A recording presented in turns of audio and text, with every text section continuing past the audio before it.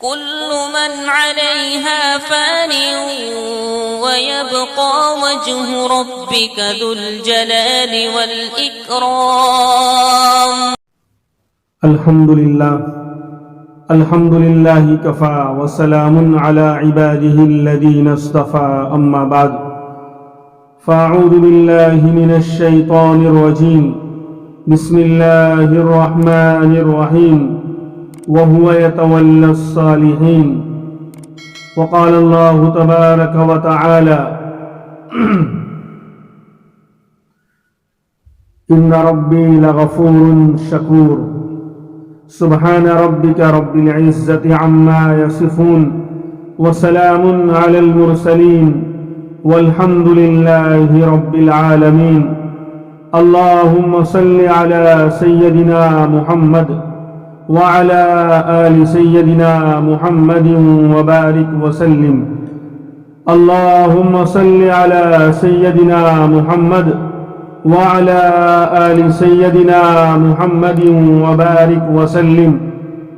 اللهم صل على سيدنا محمد وعلى آل سيدنا محمد وبارك وسلم.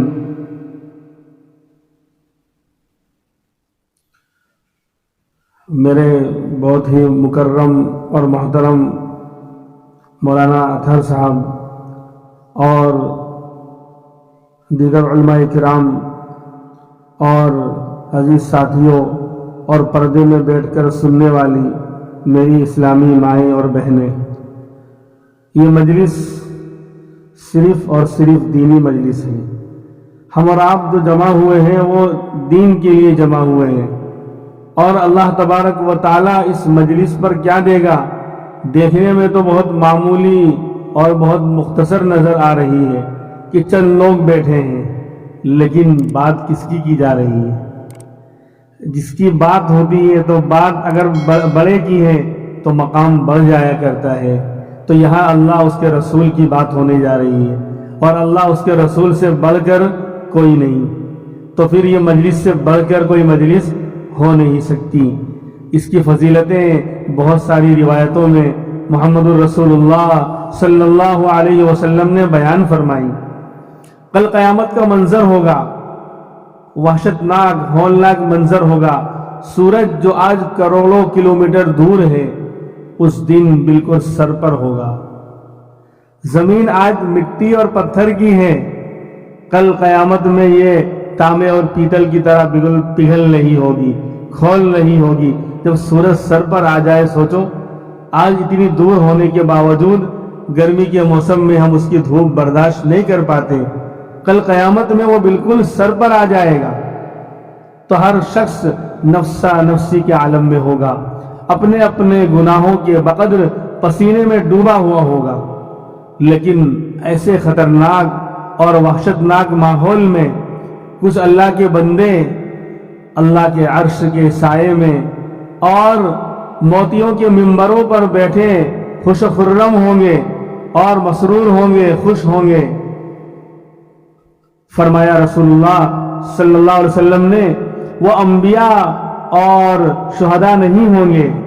تو پھر صحابہ کرام نے پوچھ لیا کہ اللہ کے رسول صلی اللہ علیہ وسلم ان کا حال بیان کرتے وہ لوگ کون ہوں گے؟ تو فرمایا یہ وہ لوگ ہوں گے جو مختلف علاقوں سے، مختلف خاندانوں سے ایک اللہ کی نسبت پر، ایک اللہ کی محبت میں آ کر جمع ہوئے ہوں گے، اللہ کی بڑائی، اللہ کی عظمت کو بیان کر رہے ہوں گے. الحمدللہ، اللہ کا شکر ہے، اللہ کا کرم ہے کہ اللہ تبارک و تعالی نے اسی نسبت پر ہم سب کو جمع ہونے کی توفیق دی ہے. اور ہم امید کرتے ہیں انشاءاللہ اللہ ہمارا حشر بھی انہی لوگوں کے ساتھ فرمائیں گے جن کا ابھی واقعہ بیان کیا گیا. اس لیے بہت دھیان کے ساتھ، توجہ کے ساتھ، عظمت کے ساتھ اور ہدایت کی نیت سے اور عمل کی نیت سے باتیں سنیں گے تو انشاءاللہ اللہ ہدایت کے راستے کھولیں گے. قرآن کریم کی ایک چھوٹی سی آیت کا ٹکڑا میں نے پڑھا ہے. مختلف چیزوں پر بات کرنی ہے کیونکہ مستورات بھی الحمدللہ ہماری ماں بہنیں قربانی دے کر کافی تعداد میں جمع ہیں. تو ان کے بارے میں بھی کچھ باتیں کرنی ہیں، اور ہمارا جو اصل مقصد ہے اس کے اوپر بھی کچھ باتیں کرنی ہیں، اور ابھی جو ماحول ہے اس کے اوپر بھی کچھ باتیں کرنی ہیں۔ دعا کریں اللہ اس وقت کے اندر ساری باتوں کو سمیٹنے کی، اور کچھ مفید باتیں، کچھ کام کی باتیں، کچھ دلوں میں اتر جانے والی باتیں، دل کی دنیا کو بدل دینے والی باتیں، اور عمل پر لا کر کھڑا کر دینے والی باتیں، ہدایت والی باتیں، اور زندگیوں کو بدل دینے والی باتیں اللہ ہم سب کو ہم سے کہلوا دے، اور ہم سب کو اللہ اس پر عمل کرنے کی توفیق عطا فرما دے۔ فرمایا وَهُوَ يَتَوَلَّى الصَّالِحِينَ، میرا رب جو ہے وہ نیک لوگوں کا سرپرست ہے۔ نیک لوگوں کا اللہ سرپرست ہے، اللہ نیک لوگوں کا ولی ہے، اللہ نیک لوگوں کا کارساز ہے۔ یہ سرپرست کا مطلب کیا؟ کہ کسی کی ہر ضرورت کا ذمہ دار بن جانا۔ جو کسی کی ہر ضرورت کا ذمہ دار بن جائے، اپنے ذمے لے لے، اس کے کھانے پینے اور ہر ضرورت کی چیز کو اپنے اوپر لے لے، تو کہتے ہیں یہ اس کا سرپرست ہے، یہ اس کا ولی ہے۔ تو اللہ فرماتے ہیں کہ اللہ نیک لوگوں کے سرپرست ہیں۔ اس کی مثال میں آپ کو دوں، پھر انشاءاللہ بات آگے بڑھے گی۔ ایک چھوٹا بچہ ہے 8-10 سال کا، وہ اپنے دوستوں سے کہتا ہے کہ میں حج کرنے کے لیے جا رہا ہوں۔ وہ کہتا ہے کہ میں حج کرنے کے لیے جا رہا ہوں۔ اس کے دوست اس کا مذاق اڑاتے ہیں کہ تو بیوقوف ہے، تجھے عقل نہیں ہے، تجھے سمجھ نہیں ہے، تو بول کیا رہا ہے، ذرا سوچ تو صحیح۔ بولے ہاں میں حج کرنے جا رہا ہوں۔ کہا کہ حج کے لیے معلوم ہے کیا کرنا پڑتا ہے؟ سب سے پہلے پاسپورٹ بنانا پڑتا ہے، پھر ویزا لینا پڑتا ہے، پھر ٹکٹ بنانی پڑتی ہے، پھر آنے جانے کا خرچہ اور کھانے پینے کا خرچہ، مکے اور مدینہ منورہ کا سب سارے خرچے اور سارے جھمیلے پالنے پڑتے ہیں، تب جا کر مشکل سے کوئی حج کو جا سکتا ہے۔ تو مذاق کر رہا ہے کہ تیرے پاس پاسپورٹ کہاں ہے، ٹکٹ کہاں ہے، ویزا کہاں ہے، خرچہ کہاں ہے، تو کس طرح حج کرنے جائے گا؟ وہ بچہ چپ چاپ ساری باتیں سننے کے بعد سارے سوال کے جواب میں ایک بات کہتا ہے صرف، کیا؟ میں اپنے ابا کے ساتھ جا رہا ہوں۔ کیا کہا؟ میں اپنے والد صاحب کے ساتھ جا رہا ہوں۔ بتاؤ سب کا جواب ہو گیا نہیں ہو گیا؟ اب کوئی نہیں کہے گا کہ پاسپورٹ کہاں سے آئے گا، ابا بنوائیں گے۔ ٹکٹ کہاں سے آئے گا، ابا ٹینشن لیں گے۔ ویزا کون لگوائے گا، وہ ابا کی ذمہ داری ہے۔ کیوں؟ وہ میرے سرپرست ہیں، میرے ولی ہیں۔ تو جب ابا ولی بن گئے، سرپرست بن گئے، اور وہ ساتھ میں ہیں، تو بچے کو کوئی ٹینشن لینے کی ضرورت نہیں ہے، سارا انتظام ابا کریں گے۔ تو ہر سوال کا جواب ہو گیا کہ میں اپنے ابا کے ساتھ جا رہا ہوں۔ تو بھائیوں، اگر ہم نیک بن گئے، صالح بن گئے، ہم نے اپنے اندر اچھے اعمال کو زندہ کر لیا، اور گناہوں سے ہم نے اپنے آپ کو دور کر لیا، اور اللہ کے سچے بندے بن گئے، تو اللہ ہمارے سرپرست بن جائیں گے۔ وَهُوَ يَتَوَلَّى الصَّالِحِينَ۔ دیکھو وہاں چھوٹا بچہ اتنی بڑی بات کر رہا تھا کہ میں حج کرنے جا رہا ہوں، لوگوں کو سمجھ میں نہیں آ رہا تھا، لیکن اس نے کہہ دیا کہ میں اپنے والد کے ساتھ جا رہا ہوں۔ سب کا جواب ہو گیا، کیونکہ والد سرپرست ہے، ولی وہ ہے، ساری ذمہ داری اس کے اوپر ہے، بچہ ٹینشن فری ہو جائے گا۔ تو اگر ہم نیک بن گئے، ہم ٹینشن فری ہو جائیں گے، اللہ ہمارے ولی بن جائیں گے، اللہ ہمارے سرپرست بن جائیں گے۔ دنیا کا ایک انسان، کمزور انسان، جسے اپنے حال کا پتہ نہیں، جسے آئندہ کا پتہ نہیں، اگر وہ بڑا ہوتا ہے اور سرپرستی لے لیتا ہے، ہمارا والی اور ذمہ دار بن جاتا ہے، ہم مطمئن ہو جاتے ہیں، ہم بے خوف ہو جاتے ہیں، اور ہم اطمینان سے نو ٹینشن ہو جاتے ہیں۔ یہاں سارے جہاں کا رب العالمین، جس کے ایک قبضے میں جس کے قبضے میں ساری دنیا کی ساری چیزیں ہیں، اور اس کی طاقت کیا ہے میرے بھائیوں؟ اذا قضى امرا فانما يقول له كن فيكون، کہ جب وہ دنیا کی چیزوں کو بنانے پر آتا ہے، یہ آسمان، یہ زمین، یہ دریا، یہ پہاڑ، یہ چاند، یہ سورج، یہ ستارے، یہ سیارے، یہ بڑی بڑی مخلوق، ایک زمین نہیں 7 زمینوں کو اللہ نے بنایا، ایک آسمان نہیں 7 آسمانوں کو اللہ نے بنایا، اور آسمان میں اربوں خربوں ستارے بنائے۔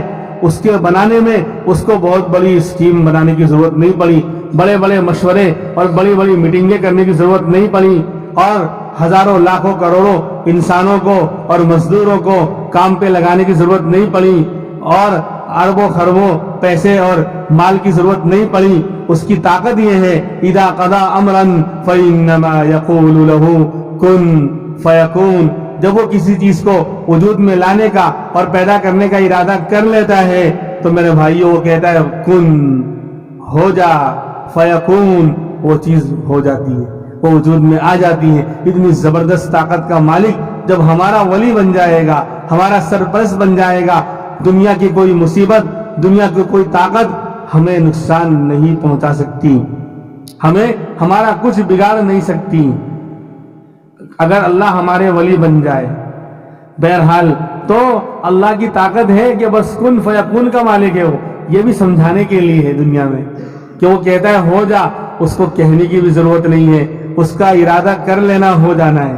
اس نے ارادہ کر لیا کہ آسمان کو پیدا کرنا ہے, آسمان بن گیا.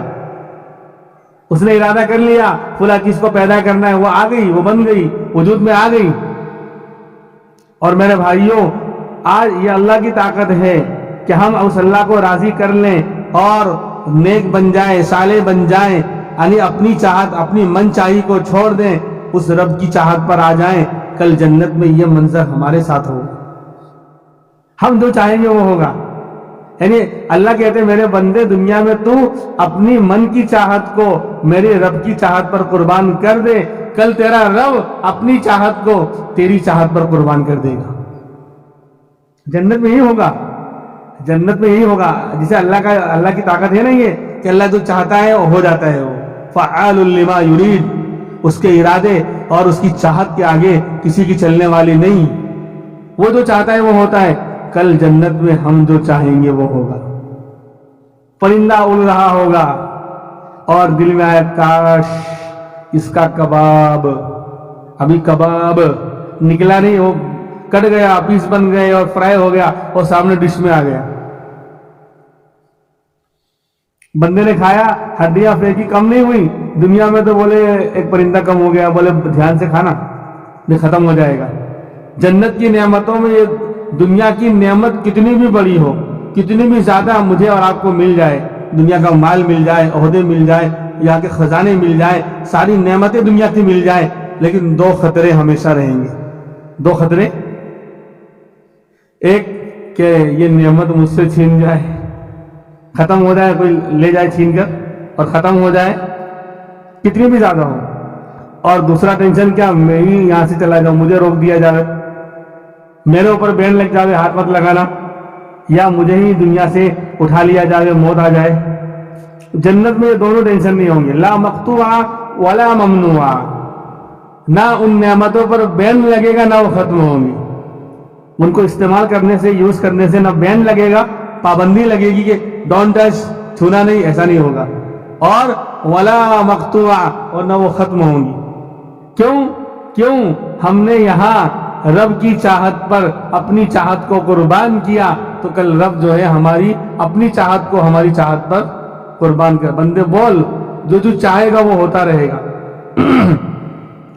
شروع میں موبائل آیا تھا بلیک اینڈ وائٹ 1100, اس کے بعد پھر آیا کہ اسٹیک ٹچ, وہ لکڑی ہوتی تھی اس سے ٹچ کرتے تھے تو چلتا تھا. پھر آیا کہ اس کی اسکرین ٹچ, کہ موبائل کی اسکرین کو ٹچ کرو کسی سے بھی ہاتھ سے وہ چلے گا. پھر آیا اسکرین ٹچ, کہ باڈی سے ٹچ ہونا چاہیے, ہماری چمڑی جو اسکرین ہے اس سے ٹچ کریں گے تو موبائل چلے گا. اب آیا ڈونٹ ٹچ, وداؤٹ ٹچ, دور سے بھی اشارہ کریں گے تو چلتا ہی نہیں چلتا. تو جنت میں نہریں ہوں گی, جنت میں فيها انهار من ماء غير آسن وانهار من لبن لم يتغير طعمه وانهار من خمر لذة للشاربين وانهار من عسل مصفى. 4 نہریں, صاف ستھرے پانی کی نہر, شرابن طہورا کی نہر, شہد کی نہر, اور خراب نہ ہونے والے دودھ کی نہر. اور بندہ اشارہ کرے گا, نہریں بہ رہی ہوں گی, یوں کرے گا, یوں چل, تو ادھر مل جائے گی. بولے ایسا کیسے ہو سکتا ہے, اٹ از امپاسبل. میں دنیا میں پاسبل ہو گیا. اب تو موبائل کو بغیر ٹچ کیے وہ سارا کام کرتا ہے نہیں کرتا ہے؟ گاڑی ارے ریموٹ سے بغیر ٹچ کیے چلتی نہیں چلتی ہے؟ دور سے اشارہ کرتے تو بھی چلتی ہے۔ تو یہ چیزیں جو ہے ہمارے ایمان کو اور مضبوط کر رہی ہیں کہ جنت کی نعمتیں ایسی ہوں گی کہ ہم اس نہر کو اشارہ کریں گے یوں گھوم جا تو اس طرف گھوم جائے گی، گجراتی میں کہتے ہیں یوں ول جا تو ول جائے گی، جس طرف لے جانا چاہیں اپنے باغوں میں اپنے گارڈنوں میں وہ چلتی رہے گی۔ بہرحال تو فرمایا وہ یتولی الصالحین کہ اللہ نیک لوگوں کا سرپرست ہے۔ اور اس پر ایک بات پھر آگے بڑھتے ہیں، اللہ کیسی سرپرستی کرتے ہیں؟ شاید میں نے سنایا تھا یا نہیں سنایا تھا، عجیب و غریب جو نیک بن جاتے ہیں اور صالح بن جاتے ہیں اللہ ان کے کام کو خود بناتے ہیں۔ جب اللہ ان کے سرپرست بن گئے، ولی بن گئے، تو ولی کی ذمہ داری ہے کہ وہ اپنے ماتحت کی ساری ذمہ داری اٹھائے۔ پیر صاحب، پیر ذوالفقار صاحب دامت برکاتہم اپنا واقعہ بیان کرتے ہیں کہ میں حرم مدینہ منورہ میں روضہ اقدس کے سامنے بیٹھا ہوا تھا، تو ایک قاری صاحب جو پاکستان کے ہمارے وہ پاکستان کے رہنے والے ہیں، تو ایک قاری صاحب جو پاکستان ہی کے تھے اور وہاں پر جو ہے کئی سالوں سے بچوں کو قرآن شریف اور حفظ پڑھایا کرتے تھے۔ سننا اللہ نیک لوگوں کی سرپرستی کس طرح فرماتے ہیں۔ آج ہم سمجھتے ہیں کہ مال ہوگا تو کامیابی ملے گی، چیزیں ہوں گی تو کامیابی ملے گی، اسی لیے مسلمان نہ جھوٹ دیکھتا ہے نہ خیانت کو دیکھتا ہے، چیٹنگ بھی کرتا ہے، جھوٹ بھی بولتا ہے، دھوکہ بھی دیتا ہے، اور ہر طرح سود حرام حلال کسی کی پرواہ کیے بغیر بس آنے دو مال، کہ مال ہوگا تو کام بنے گا اور یہ ہوگا تو کام بنے گا۔ اللہ کہتے نہیں میرے بندے، وہ یتولی الصالحین، تو نیک بن جا، کام میں بناؤں گا۔ آج دھوکہ ہے۔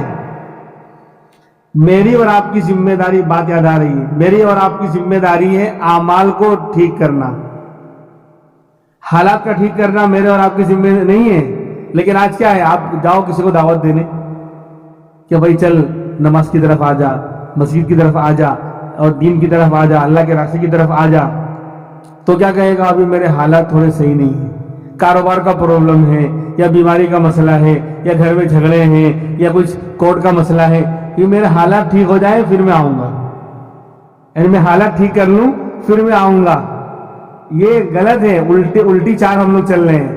اللہ نے فرمایا من عمل صالحا من ذکر او انثى وهو مؤمن فلنحيينه حیاتا طیبہ، جو مسلمان مرد ہو یا عورت اپنے اعمال کو درست کر لے گا، عمل صالحا نیک عمل کر لے گا، اپنے اعمال کو ٹھیک کر لے گا، فلنحيينه حیاتا طیبہ، ہم اس کی زندگی کو پاکیزہ اور اچھی کر دیں گے۔ یعنی کیا مطلب، بندے تو اعمال ٹھیک کر، ہم حالات ٹھیک کریں گے۔ یہ قرآن کا ضابطہ ہے۔ اگر آپ نے اس کو سمجھ لیا، زندگی کا رخ بدل جائے گا، زندگی تبدیل ہو جائے گی۔ کیا ہے اللہ کا ضابطہ کہ بندے تیری ذمہ داری تو اعمال ٹھیک کر، اپنے اعمال کو سنوار، اور میں رب العالمین میری ذمہ داری ہے میں حالات ٹھیک کروں گا۔ اور آج بندہ کیا کہتا ہے، چل آجا اعمال کی طرف، پہلے میں حالات ٹھیک کر لوں، اور کاروبار کا پرابلم ہے تھوڑا سیٹلمنٹ کر لوں، تھوڑا یہ بیماری کا مسئلہ یہ ٹھیک ہو جائے، تھوڑا گھر میں پرابلم ہے وہ ٹھیک ہو جائے، تھوڑا یعنی کاروبار کا مسئلہ ہے، یعنی وہ دنیا بھر کے حالات کہ میں اس کو ٹھیک کر لوں پھر آؤں گا اللہ کی طرف، پھر آؤں گا اعمال کی طرف، پھر آؤں گا مسجد کی طرف۔ اللہ کہتے ہیں بیوقوف، جو میرا کام ہے وہ تو کرے گا، حالات کا سدھارنا میری ذمہ داری ہے۔ فلنحین، ہم کریں گے، فلنحینہ حیاتا طیبہ، ہم اس کو پاکیزہ اور اچھی اور حالات سے فری زندگی دیں گے۔ یہ ہماری ذمہ داری ہے۔ بڑے بندے تو کمزور ہو کر جو کام مشکل ہے اور ہمارے ذمہ تھا وہ تو کرے گا، اور جو تیرے ذمہ اس کو تو کرنے کو تیار نہیں۔ اسی لیے ایسے لوگ پوری زندگی نکل جاتی، ان کے حالات ہی ٹھیک نہیں ہوتے، کیونکہ ان کا میٹر ہے ہی نہیں۔ وہ یہ میٹر تو اللہ کا ہے، حالات کو سنوارنا اور ٹھیک کرنا یہ کس کی ذمہ داری ہے؟ اللہ کی۔ اور کب کریں گے اللہ حالات ٹھیک؟ جب بندہ اپنا اعمال ٹھیک کرے۔ تو جو ہمیں کرنا ہے وہ ہم کرتے نہیں، اور جو اللہ کا کام ہے اس پہ ٹانگ اڑا رہے ہیں، اسی لیے پوری زندگیاں نکل جاتی۔ جو لوگ ایسا بولتے ہیں نا، آپ دیکھو پوری زندگی نکل جاتی ہے، ایک مسئلہ حل نہیں ہوا دوسرا آ گیا، پھر تیسرا آ گیا، پھر چوتھا آ گیا، اسی میں گھرے رہتے ہیں، کیونکہ جو اللہ کا کام تھا تو اس کو کیسے ٹھیک کر سکتا ہے؟ تو عمل ٹھیک کر، نماز کی طرف آ اور ذکر کی طرف آ، اللہ کی تلاوت کی طرف آ، اللہ سے مانگ اور صدقہ کر اور نیک اعمال کر، گناہوں سے اپنے آپ کو بچا، پھر دیکھ اللہ کام کیسے منٹوں میں بناتے جاتے ہیں، فٹافٹ سب بکھرا ہوا سب اللہ جما دیں گے، کاروبار بھی سیٹ کر دیں گے، بیماری بھی ٹھیک کر دیں گے، گھر کے جھگڑے بھی ختم، سارا مسئلہ اللہ حل کر دیں گے۔ بہرحال تو پیر صاحب جو ہے، یاد رکھنا، میں دو چار باتیں یہاں وہاں سے ہم چلتے رہیں گے، تو پیر صاحب وہاں بیٹھے ہیں، سامنے روزے اقدس ہے، ادھر کعبہ ہے، اس طریقے سے ہے۔ اللہ سب کو مدینہ پاک پہنچائے، اللہ وہاں کی زیارت بار بار کرنے کی اللہ ہم کو توفیق عطا فرمائے۔ زندگی میں اللہ مال دے تو تمنا ہونی چاہیے کہ مکہ اور مدینہ دیکھیں گے، ہاں نبی کا شہر دیکھیں گے، اللہ کا گھر دیکھیں گے، کیا پاکیزہ ماحول ہے، کیا نورانی ماحول ہے، دل مچل جاتا ہے، دل کی کیفیت بدل جاتی ہے جب روزے اقدس پر نگاہ پڑتی ہے، نبی کے یہاں وہ ذات مدفون ہے، وہ ذات آرام کر رہی ہے جن کے صدقے میں اللہ نے پوری دنیا بنائی، پوری کائنات بنائی، جو تڑپتے رہے اور پوری امت کے لیے روتے رہے۔ آپ کو اپنی فکر نہیں تھی بلکہ پوری امت کی فکر تھی، آخری وقت تک امت کے لیے بے چین، یا ربی امتی یا ربی امتی یا ربی امتی، آخری وقت تک نبی نے اپنی امت کو نہیں بھولا۔ یہ وہ ذات انسانوں کی ہمدرد اور غمگسار اور رحمت والی ذات یہاں آرام کر رہی ہے۔ کیا بہترین منظر ہوتا ہے وہ کہ آقا سامنے ہے اور غلام در پر حاضر ہے۔ تو بہرحال میرے بھائیوں، اللہ مال دے تو تمنا وہاں کی کرنی چاہیے کہ اللہ ہمیں جلدی وہاں پہنچا دے۔ تو پیر صاحب کہتے ہیں میں بیٹھا ہوا تھا، میں نے سلام پڑھا، پھر میں بیٹھ گیا۔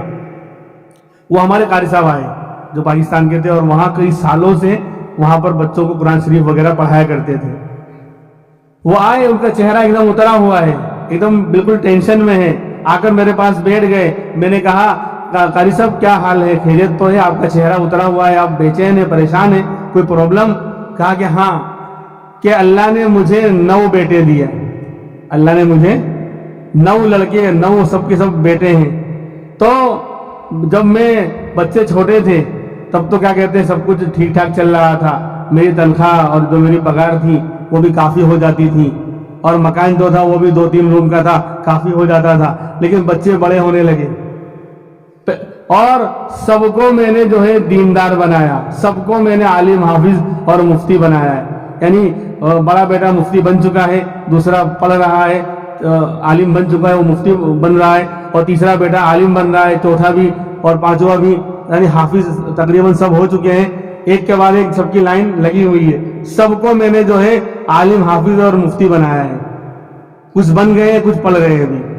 اب جب یہ بڑے ہوئے تو پہلا بچہ جب بڑا ہوا تو اس کی شادی کی فکر ہوئی، اب وہ مکان جو تھا وہ چھوٹا پڑنے لگا، سارے بچے اب جوان ہونے لگے، کچھ جوان ہو چکے، کچھ ہو رہے ہیں، تو اب وہ مکان ناکافی ہونے لگا، چھوٹا لگنے لگا، اور پھر کاروبار بھی میرے پاس کچھ نہیں، صرف میرا پڑھانا۔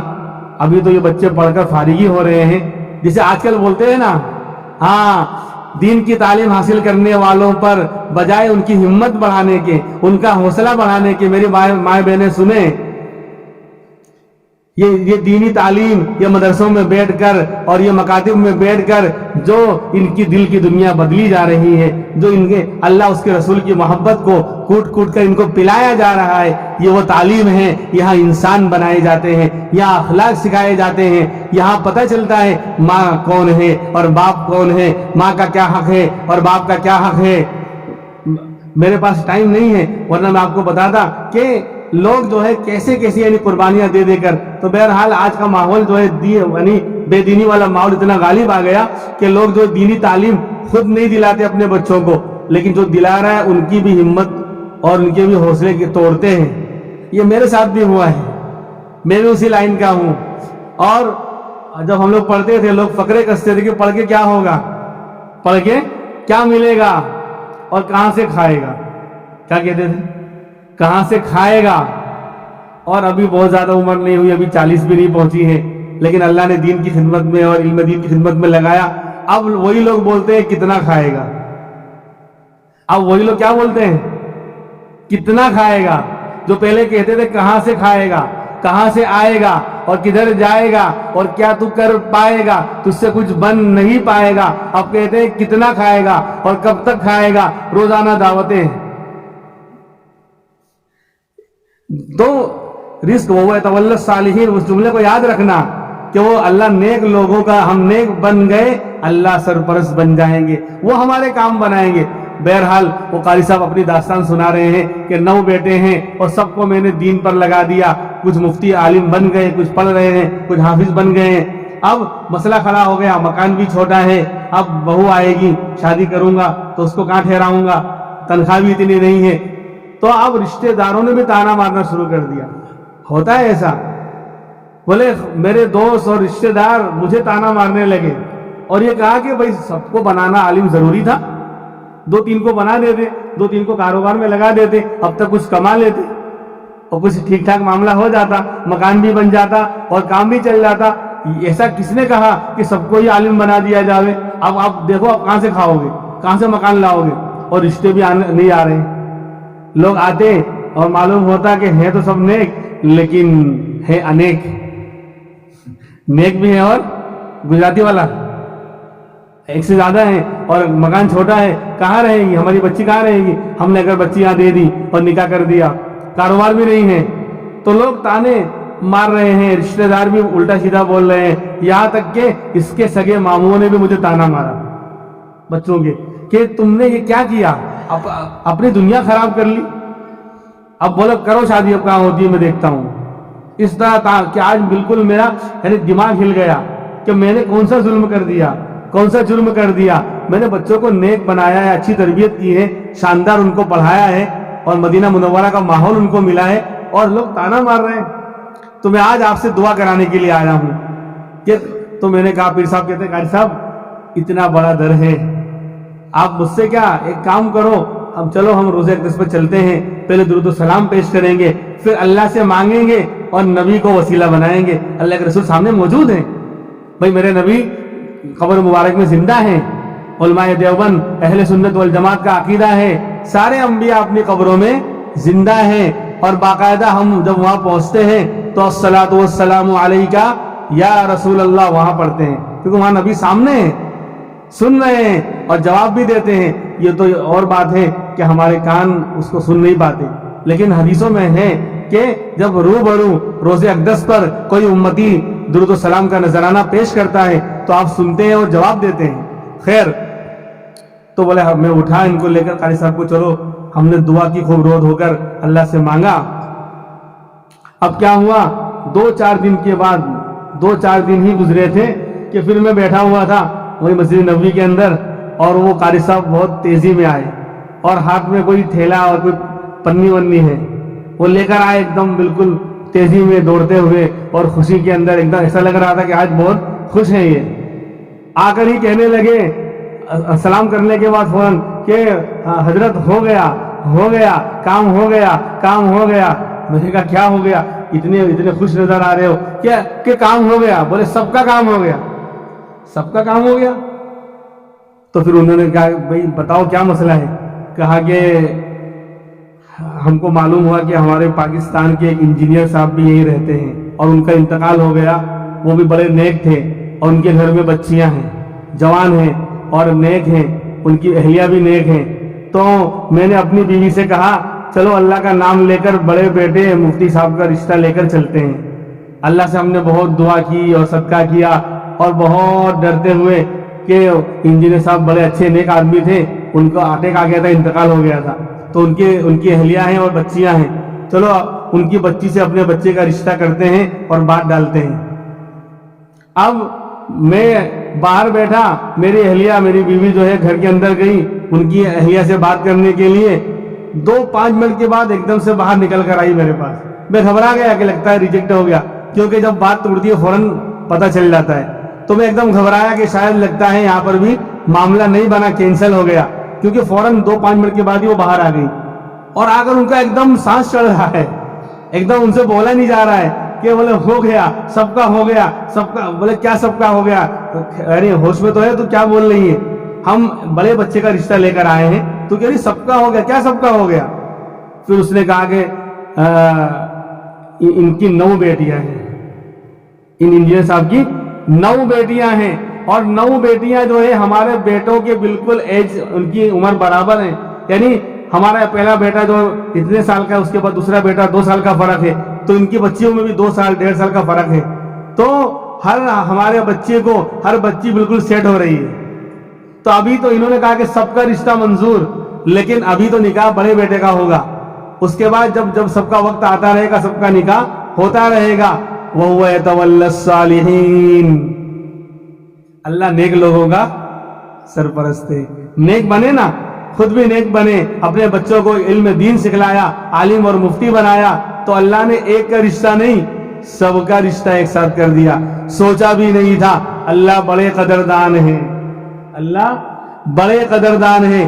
بندے کی سوچ جہاں ختم ہوتی ہے، شکور کہتے ہی اس کا ترجمہ کرتے ہیں قدردان کا، اور شکور کا مطلب ہوتا ہے اللہ کہ کسی کو اس کی سوچ اور امید سے زیادہ اس کو نوازنا اور دینا، اس کے غلطیوں کو معاف کر کے اس کی امید اور آرزو سے زیادہ اس کو دینا اور نوازنے والی ذات شکور کہلاتی ہے، قدردان کہلاتی ہے. تو اللہ غفور شکور ہیں، اللہ بڑے معاف کرنے والے بھی ہیں اور بڑے قدردان بھی ہیں. تو ایسی قدر کی، وہ تو گئے تھے ایک کا رشتہ لے کر، اللہ نے 9 کے 9 کا رشتہ کر دیا. اور وہ بیٹیاں بھی لکھا ہے میرے سامنے کہ بڑی نیک، با حیا، خوبصورت، خوبصیرت، یعنی بالکل دنیا کے اندر جو ہونا چاہیے ساری چیزیں ان کے اندر موجود تھی، ساری خوبیاں ان کے اندر موجود تھی. اس طرح اللہ نے رشتہ کیا، کیونکہ اللہ بڑے قدردان ہیں. اللہ بڑے قدردان ہیں.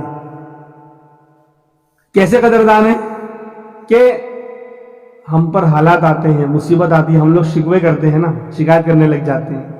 اگر تھوڑی بیماری ہو گئی، منہ ایسا بن جاتے سے 1 سال سے بیمار ہو، تھوڑا اگر نقصان ہو گیا کاروبار میں تو فوراً شکوے شروع، شکایت شروع، صبر نہیں کرنا جانتے.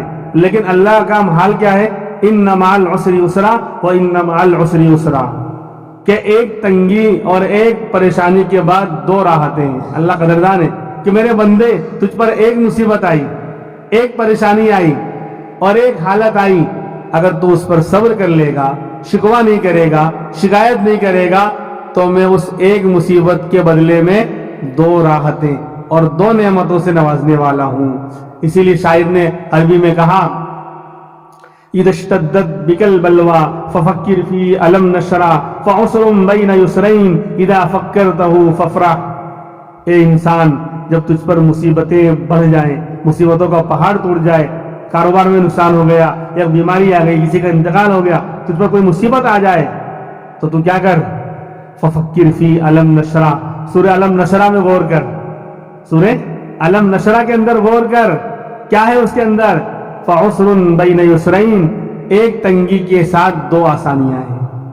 اگر ایک تنگی آئی ہے، ایک مصیبت آئی ہے، ایک پریشانی آئی ہے، اور تو صبر کرتا ہے، شکوہ نہیں کرتا، بے صبری کا مظاہرہ نہیں کرتا، بلکہ صبر کرتا ہے، اللہ کی طرف متوجہ رہتا ہے، تو اس ایک پریشانی کے بدلے میں اللہ 2 راحتیں دیں گے. اس ایک تنگی کے بدلے میں اللہ 2 آسان. یہ اللہ قدردان ہے کہ بندے نے ایک مصیبت پر صبر کیا تو 2 بڑی نعمتیں اس کے بدلے میں مل رہی ہیں. اللہ قدردان ہے. بھول بھی اللہ معاف کر دیتے ہیں. بھائی نماز میں بھول ہو گئی تو یہ نہیں کہا کہ واپس سے پڑھو، واجب چھوٹ گیا تو کیا کہتے سجدے سو کر لو. آج دنیا کے اندر دیکھو، ہم نے کوئی اپلیکیشن لکھا ہے، پاسپورٹ بنانا ہے یا ویزا بنانا ہے یا کچھ کام دنیاوی اعتبار سے کروانا ہے، اگر ایک اسپیلنگ کا بھی فرق ہوگا، غلطی ہو گئی تو ریجیکٹ، بیجو لینے آؤ، بیجو فارم بھرو پڑھے. ایک اسپیلنگ کا یعنی فرق آ گیا تو ریجیکٹ ہو جاتا ہے کہ نہیں چلے گا. اور وہاں نماز میں غلطیوں پر غلطیاں ہوں، نماز میں غلطیوں پر غلطیاں ہوں، لیکن اللہ ہی نے کہتے کہ واپس سے پڑھ، سجدے سو کر لے، نماز ہو جائے گی. یہ اللہ قدردان ہے. قدردانی پر ایک واقعہ سناتا ہوں، پھر آگے بڑھتے ہیں. بات آ گئی تو ایک صحابی ہے، نوجوان صحابی، ان کا نام تھا عبداللہ رضی اللہ عنہ. ذوالبجادین کے نام سے مشہور تھے، 2 چادر والے. نوجوان ہیں، 15-18 سال کے قریب کی عمر ہے، شادی بھی نہیں ہوئی تھی، مدینہ کے باہر رہتے تھے. مدینہ کے باہر رہتے تھے اور نبی کی خدمت میں آئے. سننا میرے بھائیوں اور میرے نوجوانوں کہ اللہ کے دین کے لیے ہم قربانی دیں گے, ہم جان مال کو لگائیں گے, اللہ بڑے قدردان ہے, اس سے زیادہ اللہ ہم کو نوازے گا دنیا کے اندر بھی اور مرنے کے بعد تو ہے ہی نعمتیں. یہ مدینے کے باہر رہتے تھے اور مدینہ آئے, آپ سے ملاقات ہوئی, آپ کی باتوں کو سنا اور پسند آ گئی. جس نے دیکھا وہی آپ کا ہو گیا, جو نبی سے میرے آشنا ہو گیا اس کا دل آئینہ ہو گیا. یعنی سامنے والے کا دل آئینہ بن کے اس کے اندر دوسرا انسان اپنی تصویر دیکھ لے. ایسا نبی کا حسن تھا, ایسا نبی کا جمال تھا, ایسے نبی کے دل اتنا پاکیزہ اور ستھرا ہوا تھا کہ دیکھنے والا جس پر آپ کا عکس اور پرتو پڑ جاتا وہ بھی آئینہ بن جایا کرتا تھا کہ اس کے اندر دوسرا آدمی اپنا چہرہ دیکھ لے. اسی لیے تو صحابہ سے کوئی بڑھ نہیں سکتا. وہ صحابی جس نے 2 منٹ نبی سے ملاقات کی ہو اور پھر دنیا میں دوبارہ کبھی ملاقات کا موقع نہیں ملا, وہ چلا گیا اپنے وطن. پوری دنیا کے غوث, کتب, ابدال, اولیاء اور محدثین, مفسرین, سارے علماء ایک طرف, ان کی نیکیاں ایک طرف, اس 2 منٹ کی ملاقات کرنے والے صحابی کا مقام کو نہیں پا سکتے. اتنا اونچا مقام جس پر میرے نبی کی نگاہ پڑ گئی اس کا اتنا اونچا مقام ہو گیا. بہرحال تو عبداللہ رضی اللہ عنہ آئے آپ کی خدمت میں اور اسلام قبول کر لیا. اللہ کے رسول کی محبت دل میں اتر گئی. اب اپنے اسلام کو چھپاتے تھے, گھر والوں کو پتہ نہیں ہے کیونکہ پوری بستی وہ نان مسلم ہے, کافر ہے, مشرک ہے اور اسلام کی بالکل دشمن ہے.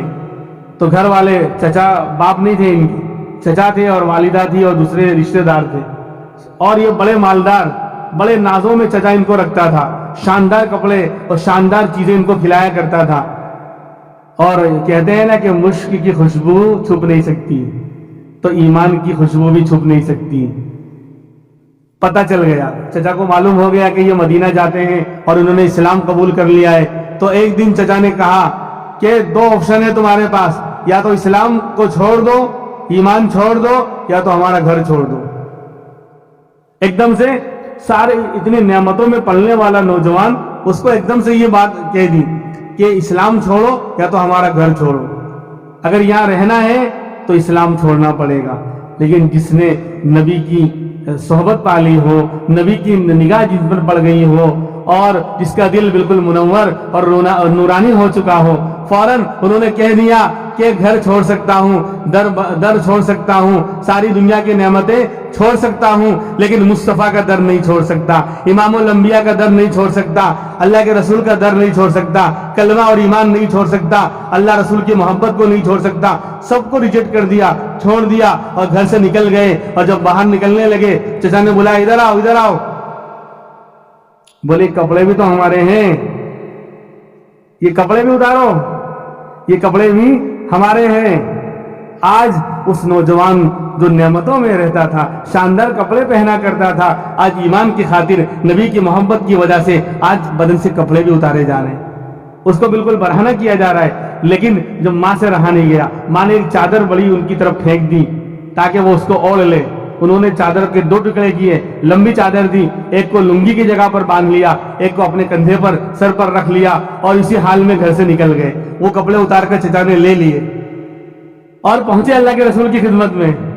اللہ کے رسول نے دیکھا آپ مچل گئے, آپ بے چین ہو گئے, میرا عبداللہ آ گیا. عبداللہ اس حال میں, کہاں اللہ کے رسول, سب کچھ چھوڑ کر آ گیا, سب دے دیا, سب کچھ قربان کر دیا. دیکھو اللہ کے رسول آپ کی محبت میں اور کلمے کی محبت میں اور ایمان کی محبت میں دیکھو کپڑے بھی اتروا لیے گئے اور گھر سے نکال دیا گیا, ساری نعمتیں چھین لی, لیکن عبداللہ نے سب دے دیا. آپ کے در پر آ گیا عبداللہ. ہاں اللہ کے رسول, ہم میرا کوئی نہیں ہے آپ کے سوا, سب کچھ تو قربان کر دیا. آج ماں بھی گئی, خاندان بھی گیا, رشتہ دار بھی گئے اور سب کچھ لٹ گیا, لیکن ایمان نہیں لوٹا. آ گیا ہوں میں آپ کے در پر. کہا کہ ٹھیک ہے اصحاب صفہ کے ساتھ رہو.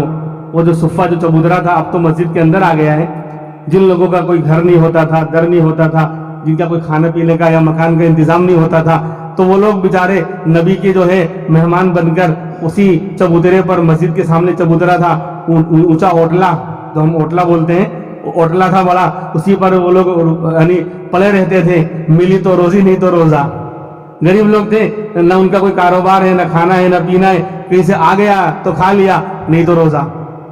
تو اب عبداللہ بھی انہی لوگوں میں رہنے لگے, ایک ناز و نعمت میں پلنے والا نوجوان اسی میں رہنے لگا. اور ان کا دل چونکہ اللہ کے رسول اور اللہ کی محبت سے بالکل بھرا ہوا تھا, تو بڑے مستی میں اور عشق میں اور محبت میں زور زور سے اللہ اکبر سبحان اللہ الحمدللہ اللہ کا ذکر کرتے تھے. جسے حدیث پاک میں ہم سنتے ہیں نا, فضائل اعمال میں فضائل ذکر میں شیخ نے لکھی ہے روایت کہ اللہ کا ذکر ایسے کرو لوگ تمہیں پاگل اور دیوانہ سمجھنے لگے. یہ کب ہوگا؟ جب بندہ زور زور سے, جسے پاگل انسان ہوتا ہے کہ وہ کسی کی پرواہ نہیں کرتا, اس کے جو جی میں آتا ہے وہ زور زور سے بولتا ہے. تو اللہ کا ذکر ایسے کرو لوگ تمہیں پاگل اور مجنون سمجھنے لگے.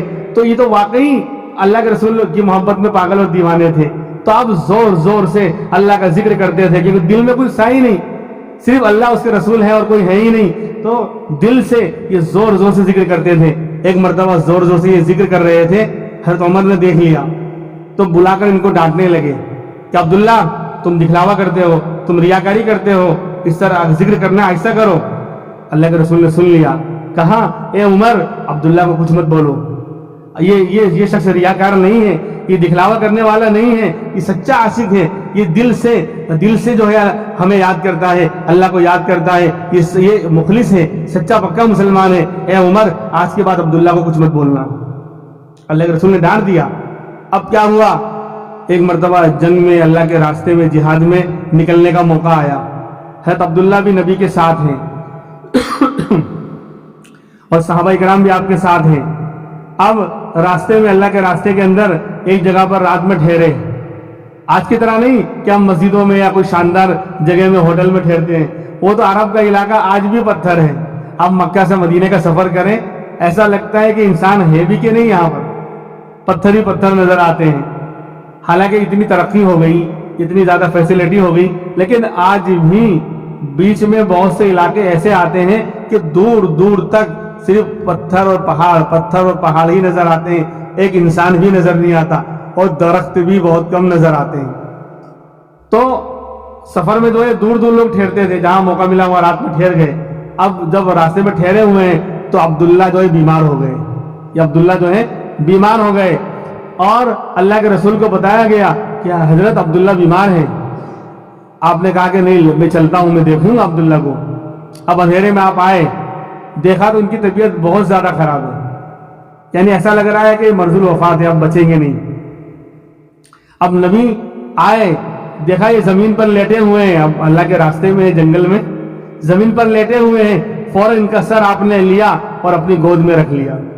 ان کے سر کو اٹھایا اور نبی نے اپنی گود میں رکھ لیا, اور سر سے جو ہے مٹی کو صاف کر رہے ہیں اور پوچھ رہے عبداللہ کیا حال ہے. عبداللہ کی طبیعت بہت زیادہ خراب ہے, ان کا آخری وقت آ گیا. یہ نبی کو دیکھ رہے ہیں, نبی ان کو دیکھ رہے ہیں, اور اسی حال میں جان نکل گئی اور کلمے کے ساتھ ان کی موت آئی کہ یہ نبی کو دیکھتے رہے اور نبی ان کو دیکھتے رہے, اور نبی کی گود میں ہی ان کا انتقال ہو گیا.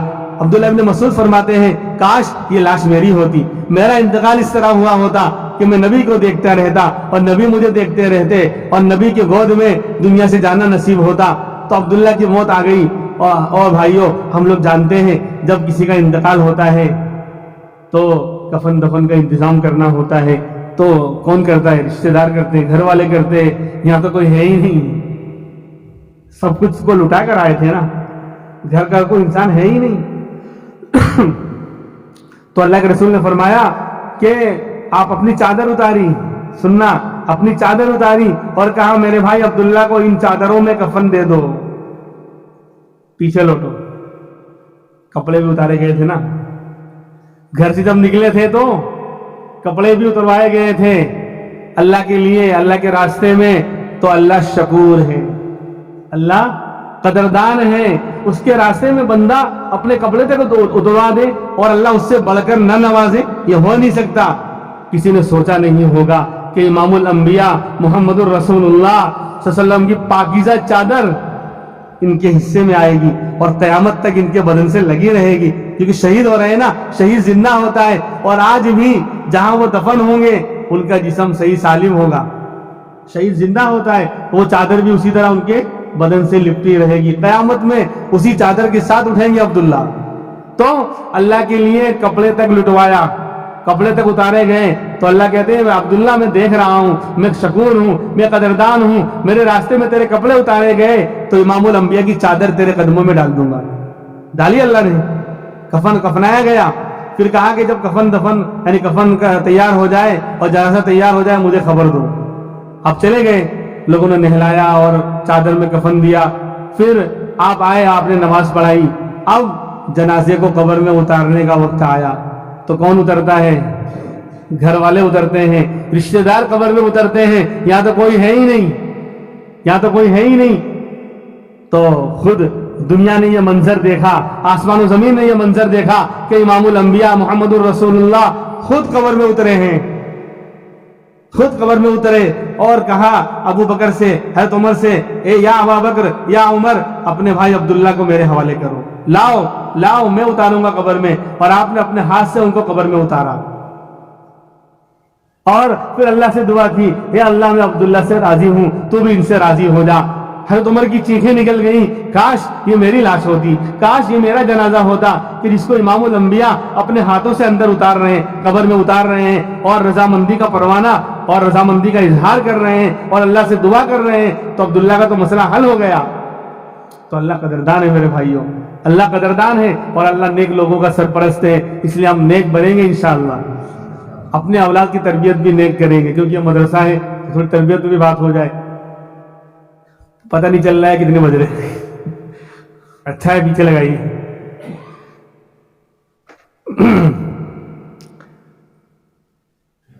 آج ہم یہ چاہتے ہیں کہ ہمارا بچہ جو ہے جنید بغدادی بنے اور نیک بنے اور فلاں بنے، ہر ماں باپ کی تمنا ہوتی ہے کہ میرا بیٹا نیک بنے، میری بیٹی بھی نیک بنے، لیکن نیک بننے کا راستہ اور تربیت کا راستہ کیا ہے؟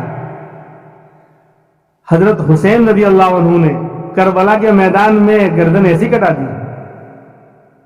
نبی کے نواسے ہیں، جنتی نوجوانوں کے سردار ہیں، صحابی ہیں اور مدینہ کے رہنے والے ہیں اور نبی کے خاندان کے ہیں، اتنا اونچا مقام ہے، ساری فضیلتیں ہونے کے باوجود کیوں کربلا کے میدان میں نبی کے دین کو جھکنے نہیں دیا؟ گردن تو کٹ گئی لیکن گردن باطل کے سامنے جھکائی نہیں، فرض نماز نہیں چھوڑی، فرض نہیں چھوڑا اور دنیا کو پیغام دے دیا کہ میرے نانا کا لایا ہوا دین یہ سب سے باعزت ہے، اس کے لیے گردن کٹ سکتی ہے، سر تن سے جدا ہو سکتا ہے، لیکن اللہ کا حکم نہیں ٹوٹ سکتا، نماز نہیں چھوٹ سکتی۔ کیوں ایسا ہوا میرے بھائیوں؟ حضرت حسین نے اتنی قربانی کیوں دی؟ سنیے، حضرت حسین کے پیچھے جو ہے ماں کا کردار ہے، والد محترم حضرت علی کا کردار ہے اور امام الانبیاء محمد الرسول اللہ نانا جان کا کردار ہے۔ حضرت حسین 6-7 سال کی عمر تھی جب والدہ کا انتقال ہوا ہے، زیادہ عمر نہیں رہی، 7-7.5 سال بہت۔ جب یہ ان کی آنکھ کھلتی تھی رات میں، آدھی رات کے بعد، یہ ننا بچہ 4 سال کا، 5 سال کا، 6 سال کا، جب بھی رات کو ان کی آنکھ کھلتی تھی، تو یہ اپنی والدہ کو دیکھ رہے ہیں، کبھی سجدے میں ہیں، کبھی قومے میں ہیں، کبھی قیام میں ہیں، کبھی جو ہے اللہ کے سامنے ہاتھ اٹھا کر دعا مانگ رہی ہیں، اور دعا مانگتے ہوئے ننھے بچے نے سنا ہے، اے اللہ تو نے رات اتنی چھوٹی کیوں بنائی کہ 2 رکعت میں صبح ہو گئی؟ یہ کہتے ہوئے سنا، اے اللہ تو نے رات اتنی چھوٹی کیوں بنائی کہ 2 رکعت میں صبح ہو گئی؟ آج ہم بھی کہتے ہیں، آج میں بھی کہتا ہوں، اے اللہ تو نے رات اتنی چھوٹی کیوں بنائی کہ PUBG کھیلنے میں ہی صبح ہو گئی، نیٹ کا پیک ختم ہونے میں ہی صبح ہو گئی، کہ فلاں ویڈیو دیکھنے میں ہی صبح ہو گئی۔ یہ فرق ہے۔ اور ماں بھی جنتی عورتوں کی سردار ہیں، فاطمہ رضی اللہ عنہا نبی کی لاڈلی بیٹی جنتی عورتوں کی سردار ہیں، جنتی ہونے کا پروانہ اور خوشخبری پہلے ہی مل چکی ہے، پھر بھی اللہ کے سامنے رو رہی ہیں، راتوں کو اٹھ رہی ہیں، پوری رات 2 رکعت میں گزار رہی ہے، صرف 2 رکعت، اور پھر شکوہ کر رہی ہیں کہ اللہ تو نے اتنی چھوٹی رات بنائی کہ 2 رکعت میں ہی صبح ہو گئی۔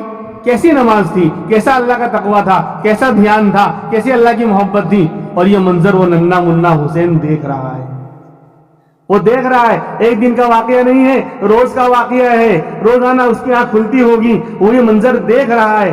پھر جب وہ آگے صحن میں آتا ہے، برآمدے میں آتا ہے، تو اپنے والد حضرت علی کو دیکھتا ہے، وہ بھی سجدے میں ہیں، وہ بھی سجدے میں ہیں، وہ بھی اللہ سے مانگ رہے ہیں، وہ بھی رو رہے ہیں، وہ بھی اللہ کے سامنے نماز میں جو ہے اپنے آپ کو پوری رات اللہ کی یاد میں گزار رہے ہیں۔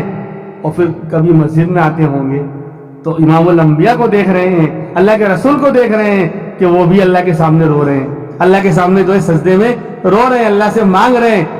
تو حسین نیک نہیں بنیں گے تو کیا بنیں گے؟ آج ہمارا حال یہ ہے، ہماری ماں بہنیں اور ہمارے نوجوان بھائیوں کا، کہ ہم تو یہ چاہتے ہیں کہ ہماری اولاد تو نیک بنے، لیکن ہم نیک بننے کو تیار نہیں، ہم نیک بننے کو تیار نہیں۔ اثر نہیں آئے گا، اثر نہیں پڑے گا۔ ہماری ماں یہ تو جانتی ہیں کہ جنت جو ہے ماں کے قدموں کے نیچے ہے، لیکن ایک لفظ کا میں یہاں پر اضافہ کروں گا، جنت نیک ماؤں کے قدموں کے نیچے ہے۔ جب ماں نیک ہوگی تو جنت اس کے قدموں کے نیچے ہوگی۔ ماں ہی نیک نہیں ہے، اس کی زندگی میں اعمال نہیں، ذکر نہیں، تلاوت نہیں، اللہ رسول کی محبت نہیں، اور اللہ والوں کے تذکرے نہیں، زبان پر دنیا کی باتیں ہیں، گالیاں ہیں، اور لعن طعن ہے، اور لعنت ملامت ہے، اور برا بھلا کہنا ہے، اس کی زبان ہی اللہ کی یاد میں نہیں، اس کی زندگی میں اعمال نہیں، تو اس کا اثر بچے پر کیسے پڑے گا؟ سمجھ رہے ہیں میرے بھائیوں؟ تو ماں کی تربیت اور والدین کی تربیت کا بڑا کردار ہے اولاد کی تربیت میں۔ وہ نیک بنیں گے تو اولاد نیک بنے گی، وہ نیک نہیں تو اولاد نیک نہیں بننے گی۔ ہمارے پاس بہت سے لوگ آتے ہیں، انہوں نے مدرسے میں بچوں کو داخل کیا، ہر ایک کی تمنا ہوتی ہے کہ عالم بنے، حافظ بنے، یا بہت سے لوگ داخل کرنا چاہتے ہیں تو پہلے سے آتے ہیں کہ حضرت دعا کرنا کہ ہمارا بچے کو داخل کرانا ہے، ایڈمیشن کروانا ہے تاکہ وہ حافظ بنے، نیک بنے۔ تو میں سب سے پہلے یہی کہتا ہوں کہ آپ نیک بن جاؤ، اپنا گھر کا ماحول صحیح کر لو، آپ جو چاہو گے اللہ آپ کے بچے کو بنا دے گا۔ پہلے آپ نیک بن جاؤ، پہلے آپ نیک بن جاؤ، اللہ آپ جو چاہو گے اللہ بنا دے گا۔ تو اس لیے جو ہے یہ تربیت کا بہترین راستہ یہی ہے کہ جن گھروں میں دیکھو، جن گھروں میں یعنی ماحول ہوتا ہے نماز کا، ذکر کا، تلاوت کا، وہ چھوٹے چھوٹے بچے خود ایکٹنگ کرتے ہیں، نقل کرتے ہیں، خود نماز پڑھتے ہیں، اور اذان ہوتی کہتے ہیں کہ ابا نماز پڑھنے جاؤ، اذان ہو گئی۔ ان کا ماحول بنا ہوا ہے۔ اس لیے جو ہے اپنے بچوں کی تربیت دینی اور اسلامی کریں، ورنہ حالات بہت خراب ہیں۔ ہمارے نوجوان مرد ہیں اور نوجوان بچیاں ہیں، وہ دین سے دور ہوتے جا رہے ہیں اور ارتداد کا شکار ہو رہے ہیں، اور غیروں کے ساتھ جو ہے جانے کے واقعات ہمارے سامنے ہیں۔ اگر ماحول نہیں رہا، دین کا ماحول نہیں بنایا ہم نے، اچھی تربیت ان کی نہیں کی، تو پھر بچانا مشکل ہو جائے گا، پھر آگے ہمیں رونا پڑے گا، اور خون کے آنسو رونا بھی کام نہیں آئے گا پھر۔ اس لیے پہلے سے ہی ان پر نگرانی ہو، تربیت اچھی ہو۔ یہ بات تو ضمناً آ گئی۔ اب مجھے جو ہے خاص بات پر بھی تھوڑا اشارہ کرنا ہے، کیونکہ وقت بھی ہونے والا ہے۔ دیکھو، ہم مسلمان ہیں، اور مسلمان اللہ اس کے رسول کے بتائے ہوئے راستے پر چلتا ہے۔ اس کا زندگی کا کوئی بھی عمل ہو، نماز ہو، روزہ ہو، زکوٰۃ ہو، یہ تو ہے ہی۔ عبادت کے علاوہ بھی 24 گھنٹے کی زندگی میں کاروبار کا مسئلہ ہو، لین دین کا مسئلہ ہو، شادی بیاہ کا مسئلہ ہو، خوشی کا موقع ہو کہ غم کا موقع ہو، ہر حال میں مسلمان کی ایمانی شان یہ ہے، اس کے ایمان کا تقاضا یہ ہے، اس کے اللہ کے رسول کی محبت کا تقاضا یہ ہے کہ وہ ہر عمل میں یہ دیکھے گا کہ اس میں میرے اللہ کا حکم کیا اور میرے نبی کا طریقہ کیا۔ خوشی کا موقع آ جائے تو بھی، اور غم کا موقع آ جائے تو بھی، یعنی میت اور جنازہ ہو جائے تو بھی، کہ میرا اللہ کیسے راضی ہوگا اور نبی کا طریقہ اس میں کیا ہے۔ یا خوشی کا فنکشن آ جائے تو بھی، خوشی منانا ہے تو بھی، اور غم منانا ہے تو بھی، کہ فلاں چیز یہ اسلام میں ہے یا نہیں۔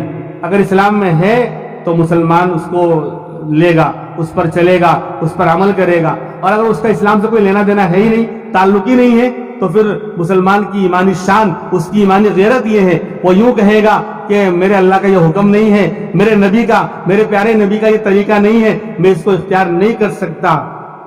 اس کے اندر بہت ساری چیزیں جو آج ہم چونکہ اس ملک میں رہتے ہیں جہاں ہر طرح کی قومیں آباد ہیں، دوسرے نان مسلم بھی رہتے ہیں، تو ان کے بہت سارے تہوار اور فنکشن ایسے ہوتے ہیں کہ ہم اس کے اندر بھی شرکت کر لیتے ہیں اور اٹینڈ کر لیتے ہیں، تو یہ ایمانی شان نہیں ہے، یہ ایمانی غیرت نہیں ہے، بلکہ ایمانی غیرت یہی ہے کہ اگر ہمیں اللہ رسول سے پیار ہے تو سب سے پہلے ہم یہ دیکھیں گے یہ جائز ہے کہ ناجائز ہے، اور یہ اللہ کا یعنی اسلام کا یہ کوئی تہوار حصہ ہے یا نہیں، اس میں اللہ کا حکم کیا ہے اور نبی کا طریقہ کیا ہے۔ تو اب ہمارے یہاں اسلامی شریعت میں کسی کا برتھ ڈے منانا، کسی کا یعنی جنم دن منانا، یوم پیدائش منانا، یہ اسلام میں کے اندر کوئی چیز نہیں ہے۔ کیوں؟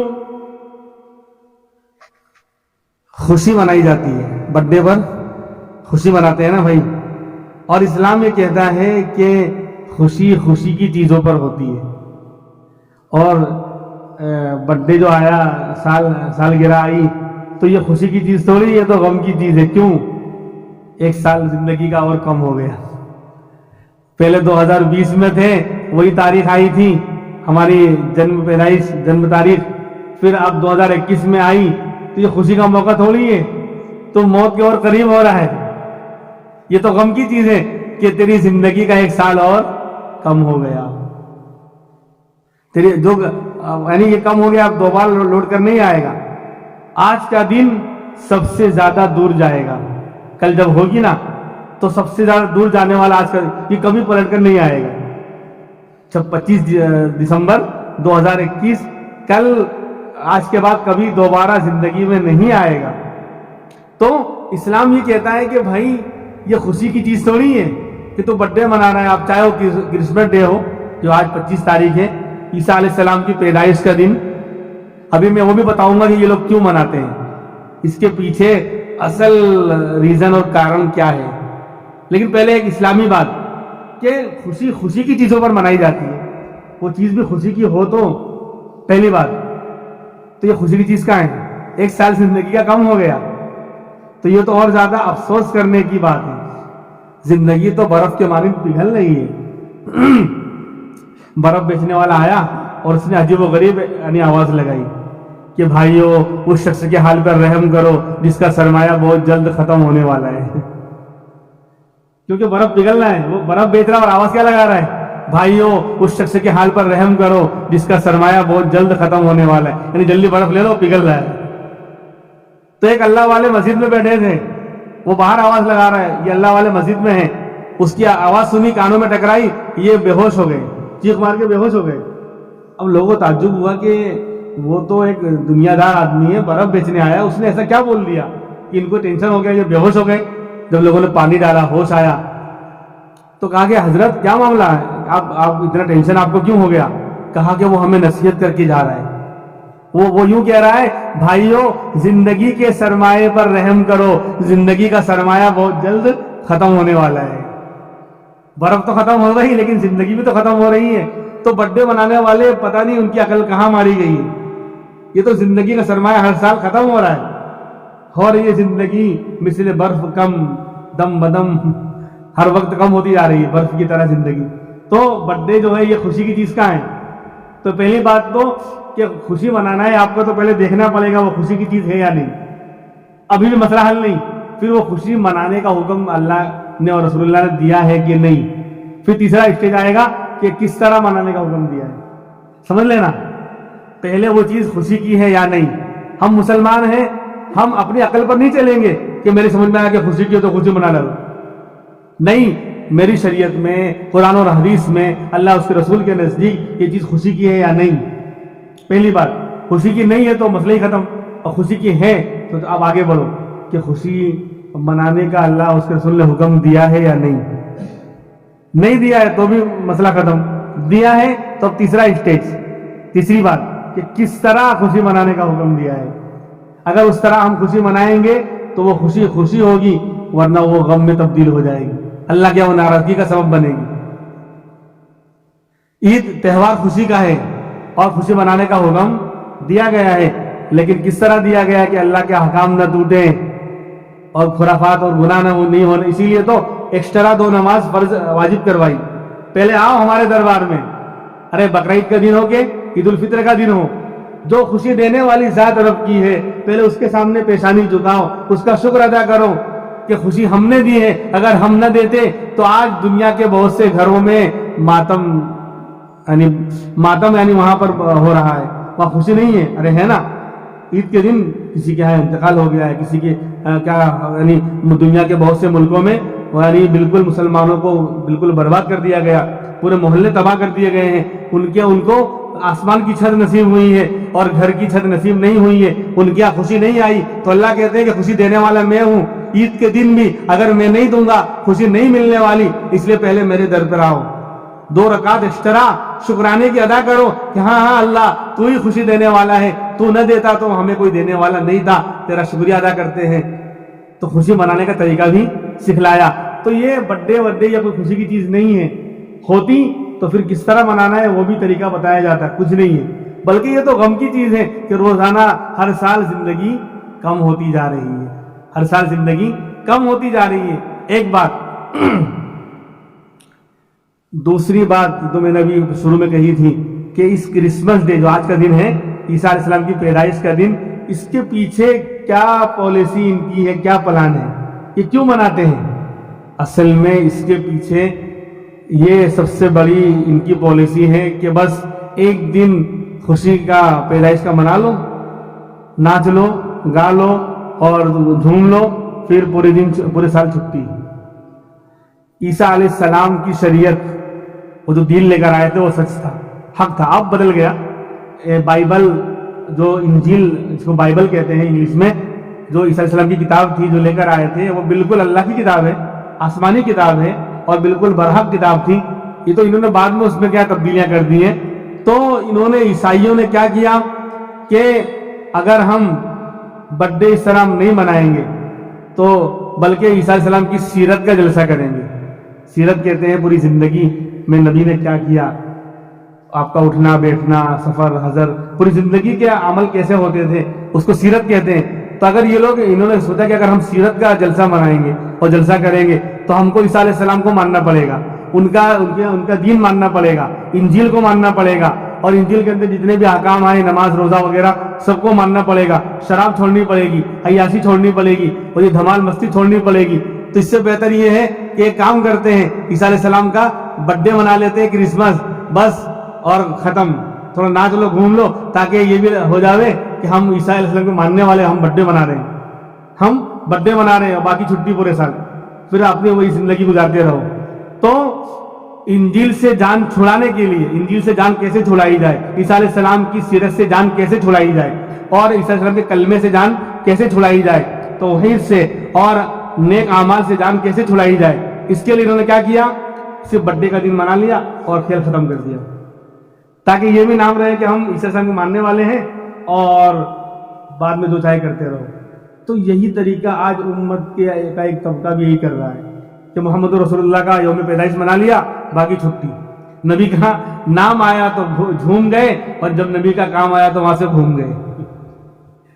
یہی ہے، یہ پورا وہی طریقہ سسٹم چل رہا ہے. اللہ ان کو بھی سمجھ دے.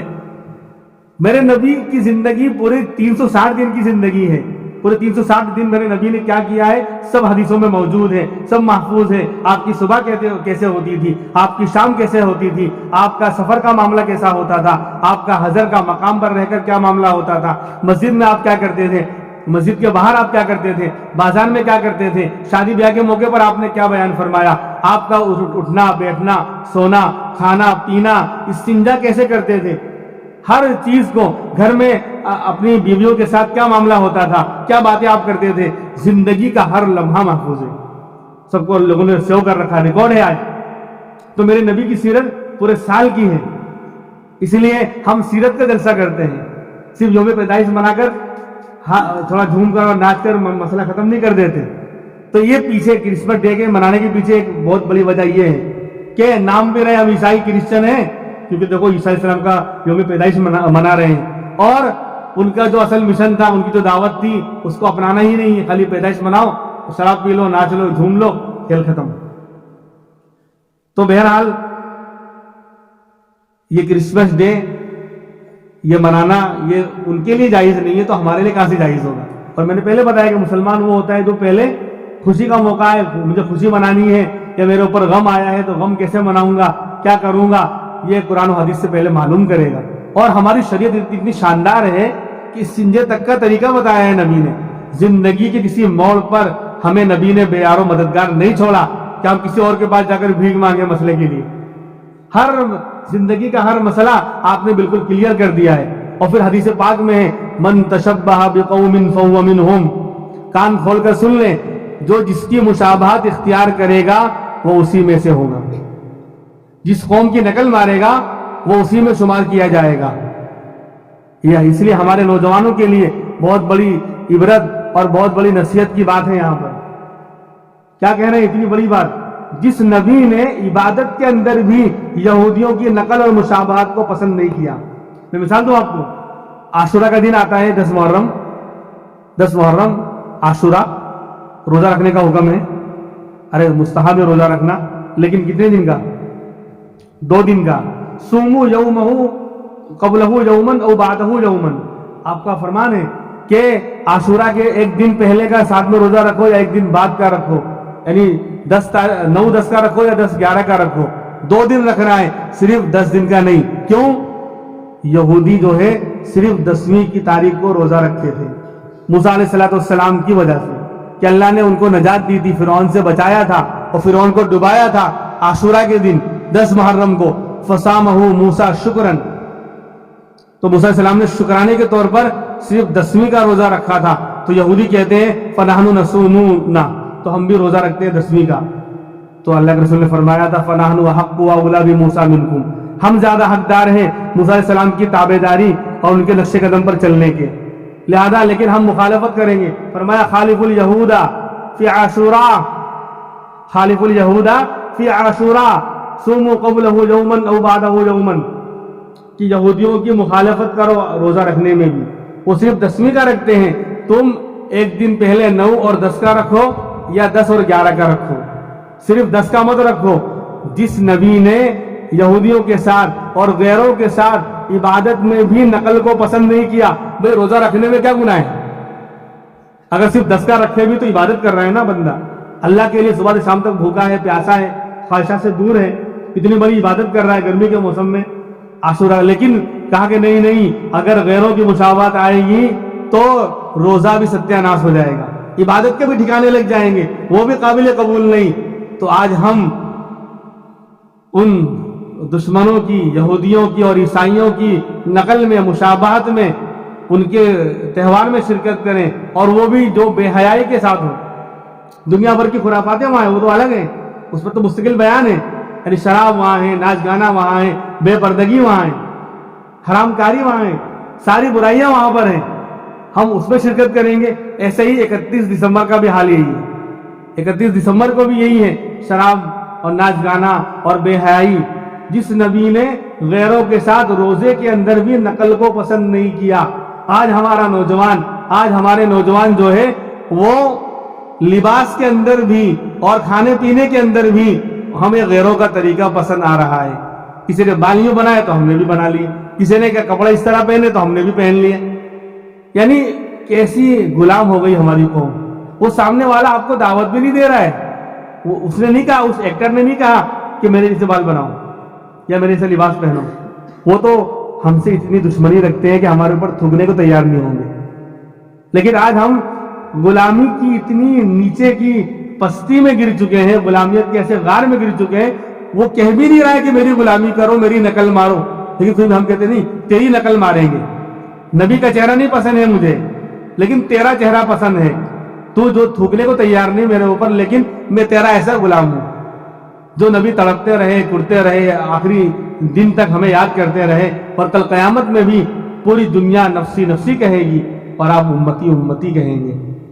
آپ کو اپنی نہیں پڑی ہوگی, امت کی پڑی ہوگی. اس نبی کا چہرہ ہمیں پسند نہیں آ رہا, اس نبی کا لباس ہمیں پسند نہیں آ رہا. چند سال پہلے کسی ایکٹر نے اس طرح کا رومال ڈالا تھا, یاد ہے آپ کو؟ 8-10 سال پہلے, وہ بھی ہمارا ہی بھائی ہے. تو اس نے ڈالا تھا تو پھر نوجوان بھی یہ رومال لے کے گھومتے ہو گئے. لیکن اللہ والوں نے رومال ڈالا, اس لیے توفیق نہیں ہوئی کہ رومال ڈالیں, کہ اللہ والوں نے اور نیک لوگ اس کو لے کے چلتے ہیں, ان کی یہ پہچان ہے, اس لیے نہیں لیا. لیکن فلاں ایکٹر نے وہ رومال ڈال لیا تو ہم بھی ڈالنے لگے. اس نے وہ کرتا پہن لیا, چھوٹا تھا وہ, کرتا پہن لیا تو ہمارے نوجوانوں نے بھی سلا لیا, ورنہ کرتا نہیں پہنتے تھے. کسی نے جو داڑھی بنائی چاہے ہلکی رکھی لیکن رکھی تو نوجوان بھی رکھ رہے ہیں. یعنی سوچو کہ جو ہمیں ہمارے چہرے کو توکنے کو تیار نہ ہو, ہماری طرف دیکھنے کو تیار نہ ہو, ہمارے کوئی رسپیکٹ نہ ہو, ان کے نزدیک کوئی عزت اور ویلو نہ ہو, آج ہمیں ان کا طریقہ, ان کی سنتیں پسند آ رہی ہیں. خیر, تو اس کے اندر بہت ساری خرافاتیں ہیں. ناچ گانا مستقل حرام ہے, شراب کا دور چلتا ہے وہاں پر, وہ مستقل حرام ہے. بے حیائی کا ماحول ہے, وہ مستقل حرام ہے. پھر زنا کاریاں اور بدکاریاں ہوتی ہیں ان دنوں میں, وہ مستقل حرام ہے. من تشبہ بقوم فہو منہم, بہت خطرناک حدیث ہے کہ جو جس کے ساتھ نقل مارے گا انہی میں سے ہوگا. کہیں اللہ ایمان چھین کر انہی جیسا نہ بنا دے. اس لیے میرے نوجوانوں, میرے بھائیوں, جہاں تک آواز جا رہی ہے, جو لوگ سنیں گے بعد میں وہ بھی اس بات کو یاد رکھیں, ہم سے بڑی بڑی عبادتیں نہیں ہو رہی ہیں تو خدا کے واسطے گناہ بھی نہ کریں. ہم لمبے لمبے سجدے نہیں کر پا رہے ہیں, ذکر نہیں کر پا رہے ہیں, تلاوت نہیں کر پا رہے ہیں, اللہ کے راستے میں وقت اور جان مال نہیں لگا پا رہے ہیں, صدقہ و خیرات نہیں کر پا رہے ہیں, دوسرے نیک کام نہیں کر پا رہے ہیں. ٹھیک ہے, لیکن اللہ سے مانگتے رہیں, فکر کریں, لیکن نہیں ہو رہا ہے, ایک مرتبہ چل جائے گا, لیکن خدا کے واسطے گناہ تو نہ کریں. اور وہ گناہ کہ جو ایمان کو بدل دے اور مشابہت اختیار کرنے پر کہہ رہے کہ اللہ انہی کے ساتھ حشر کر دے گا. کہیں دل کو بدل دیا اور کفر والا دل اللہ نے بنا دیا تو دنیا اور آخرت دونوں تباہ ہو جائے گی. اس لیے یہ 31 منانا وہی بات نہیں کہ بھئی یہ زندگی کم ہو رہی ہے. اور پھر میرے بھائیوں, اگر اللہ کے ہاں اگر ہماری معافی نہیں ہوئی, ہم گنہگار ہیں, تو مجرم بھی کوئی خوش ہوتا ہے. ایک آدمی اس نے کسی کو قتل کیا ہو اور اس کے بارے میں فیصلہ ہو گیا کہ کل یا پرسوں اس کو پھانسی دی جانے والی ہے, اس کو جو ہے پھانسی کا فیصلہ ہو گیا ہے. اب بتاؤ وہ خوشی منائے گا, اس کو خوشی ہوگی؟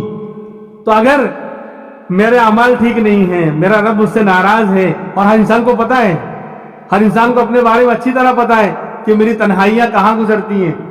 سب کے سامنے تو میں بہت بڑا دیندار اور نیک نظر آتا ہوں, لیکن تنہائی میں کیا کر رہا ہوں؟ موبائل ہے اور میں اکیلا ہوں, کہاں کن کن ویب سائٹ کو کھول کے دیکھ رہا ہوں, کیسی غلط چیزیں دیکھ رہا ہوں اور سن رہا ہوں. کہ پہلے وقت تھا, ایک دور تھا کہ گناہ کرنا ہے بستی کے باہر جانا پڑے گا, پھر دور آیا گناہ کرنا ہے گھر کے باہر جانا پڑے گا, اب دور آیا گناہ کرنا ہو کہیں نہیں جانے کی ضرورت ہے. گھر میں بھی وہ سارے گناہ ہو رہے ہیں جو باہر تک نہیں ہوتے تھے, تصور میں نہیں ہوتا تھا.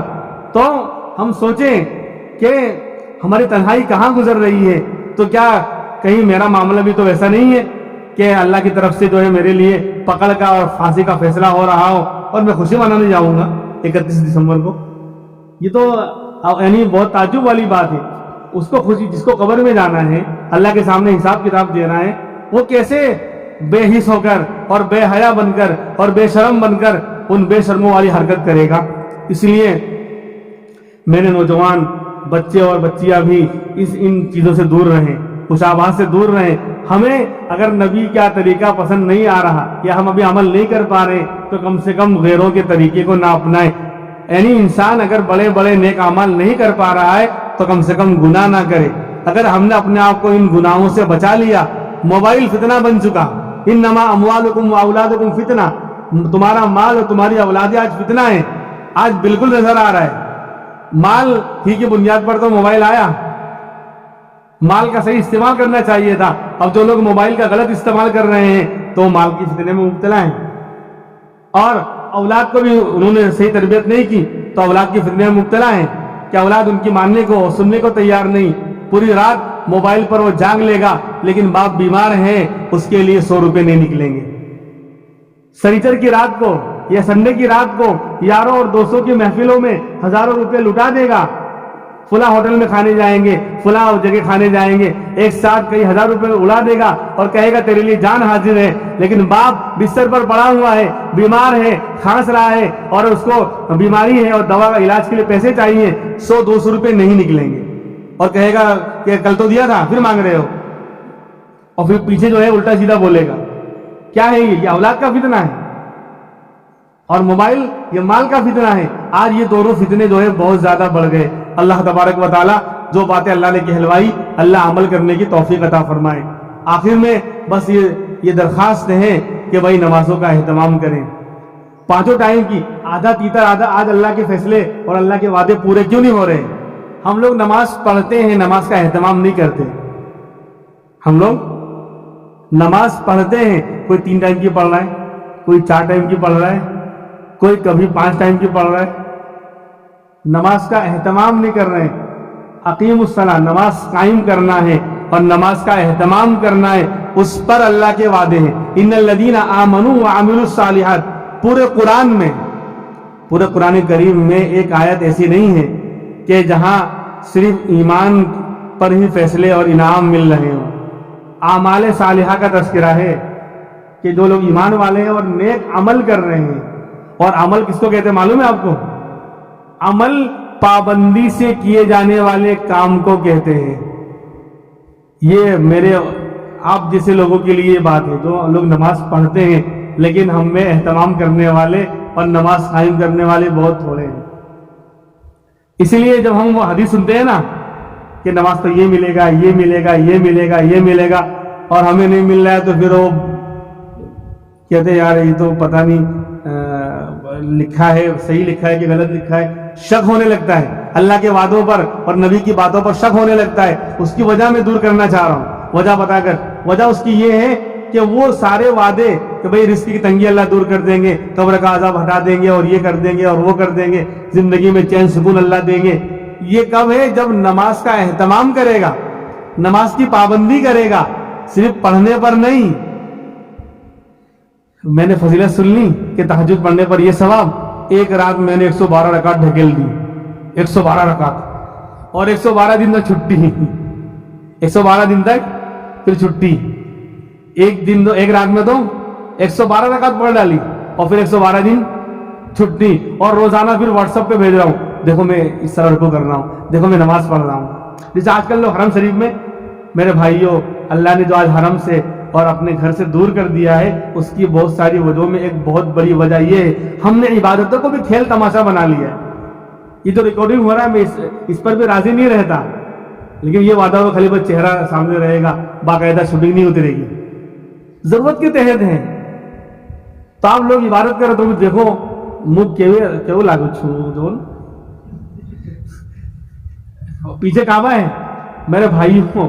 یعنی طواف کرتے وقت چہرہ کعبہ کی طرف کرنا مکروہ ہے. اللہ کی عظمت و جلال کا گھر ہے وہ. نیچے نگاہ نیچے کر کے یوں چل کہ تیرا کندھا اس طرف آئے گا. یہ کعبۃ اللہ آپ یوں چلتے رہیں گے، یوں نہیں چلیں گے.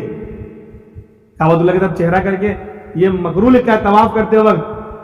طواف کرتے وقت کعبۃ اللہ کی طرف چہرہ کر کے چلنا مکروہ. کیوں؟ تو اللہ کی عظمت و جلال والے گھر کے سامنے کھڑا ہے اور تو نگاہ اٹھا کے دیکھ رہا ہے، تجھے ذرا بھی عظمت نہیں آئی؟ تو یوں نگاہ جھکا کر یوں چلنا ہے، یوں سامنے چہرہ نہیں کرنا ہے. اور لوگ سیلفی لیتے کیا کرتے ہیں؟ کعبۃ اللہ کے سامنے یوں سیلفی لے رہے ہیں، پیچھے کعبۃ اللہ ہے، پشت کر رہے ہیں یا چہرہ کر رہے ہیں اس کی طرف، اور یہ ویڈیو اتارتے وقت کر رہے ہیں. عبادت طواف میں منع ہے، مکروہ ہے، تو ویڈیو اتارتے وقت کہاں سے جائز ہوگا؟ تو اللہ کی پکڑ آئی. آج محروم ہے لوگ کہ 5 لاکھ یا 10 لاکھ دو گے تو بھی آنا نصیب نہیں ہوگا. 2 سال ہو گئے. تو بہت سارے گناہوں میں ایک بڑی وجہ یہ بھی ہے. تو اس لیے میں یہ عرض کر رہا تھا کہ کیا بات چل رہی؟ ہاں، نماز کا اہتمام. تو یہ بتا رہا تھا کہ آپ یہ بات یاد رکھیں، بہت بڑا سوال آپ کا حل ہو جائے گا کہ آج ہمارے دل میں آتا ہے نا یار میں نماز بھی پڑھ رہا ہوں اور اس پر یہ وعدہ لکھا تھا، یہ انعام لکھا تھا، یہ تو مجھے حاصل ہی نہیں ہو رہا ہے. تو وہ نماز کے اہتمام پر ہے. وہی کہ ایک رات تو پڑھ لی 112 رکعت اور 112 دن تک چھٹی. روزانہ پھر بھیج رہا ہوں، 112 دن بھیجنے میں لگا رہا ہوں، سینڈ کرنے میں، دیکھو 112 رکعت میں پڑھ رہا ہوں.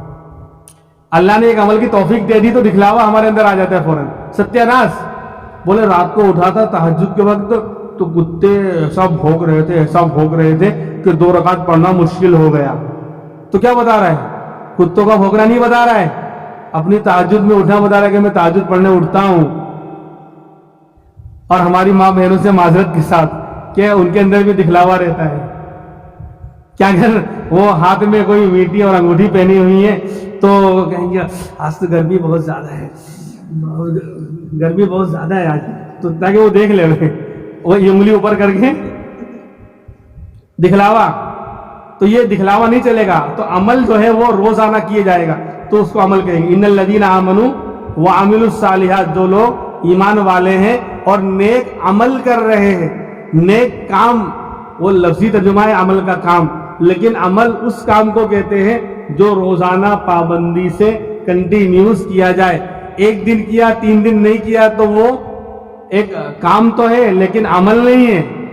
اب بتاؤ نمازوں کا ہمارا ایسا عمل میں ہے نماز ہماری اس طرح اہتمام کے ساتھ، یا ہم ذکر کر رہے ہیں تلاوت کر رہے ہیں تو کیا اس طرح عمل اور معمول بنا کے کر رہے ہیں روزانہ؟ کبھی چھوٹ جائے وہ چلے گا، کوئی عذر کی بنا پر چھوٹ گیا، کبھی آنکھ نہیں کھلی یا کچھ پرابلم آ گیا، کوئی عذر آ گیا، لیکن اکثر پابندی کے ساتھ بندہ اس کو کر رہا ہو تو عمل کہلائے گا. اس لیے میرے بھائیو ہم نماز پڑھ رہے ہیں تو صرف پڑھیں نہیں بلکہ نماز کو عمل بنائیں. نماز کو اور عمل بنے گا روزانہ پابندی کے ساتھ 5 نمازیں پڑھیں گے تو یہ نماز ہمارا عمل ذکر روزانہ پابندی کے ساتھ کریں گے تو یہ عمل بنے گا. تلاوت قرآن کریم کی تلاوت روزانہ پابندی کے ساتھ کریں گے تو یہ عمل بنے گا. تو ان الذین آمنوا وعملوا الصالحات کے ہم مصداق اور حقدار بنیں گے. پھر آگے جو نعمت ہے وہ ہم کو ملے گی. کانت لہم جنات الفردوس نزلا، ان کو جنت الفردوس میں ان کا کیا کہتے ہیں استقبال ہوگا، آؤ آؤ آؤ بھگت ہوگی ان کی. یہ تو اس لیے جو ہے اللہ تبارک و تعالی ہمیں سارے کام کو پابندی کے ساتھ عمل بنا کر اور پابندی کے ساتھ کرنے کی نماز ہے، ذکر ہے، تلاوت ہے.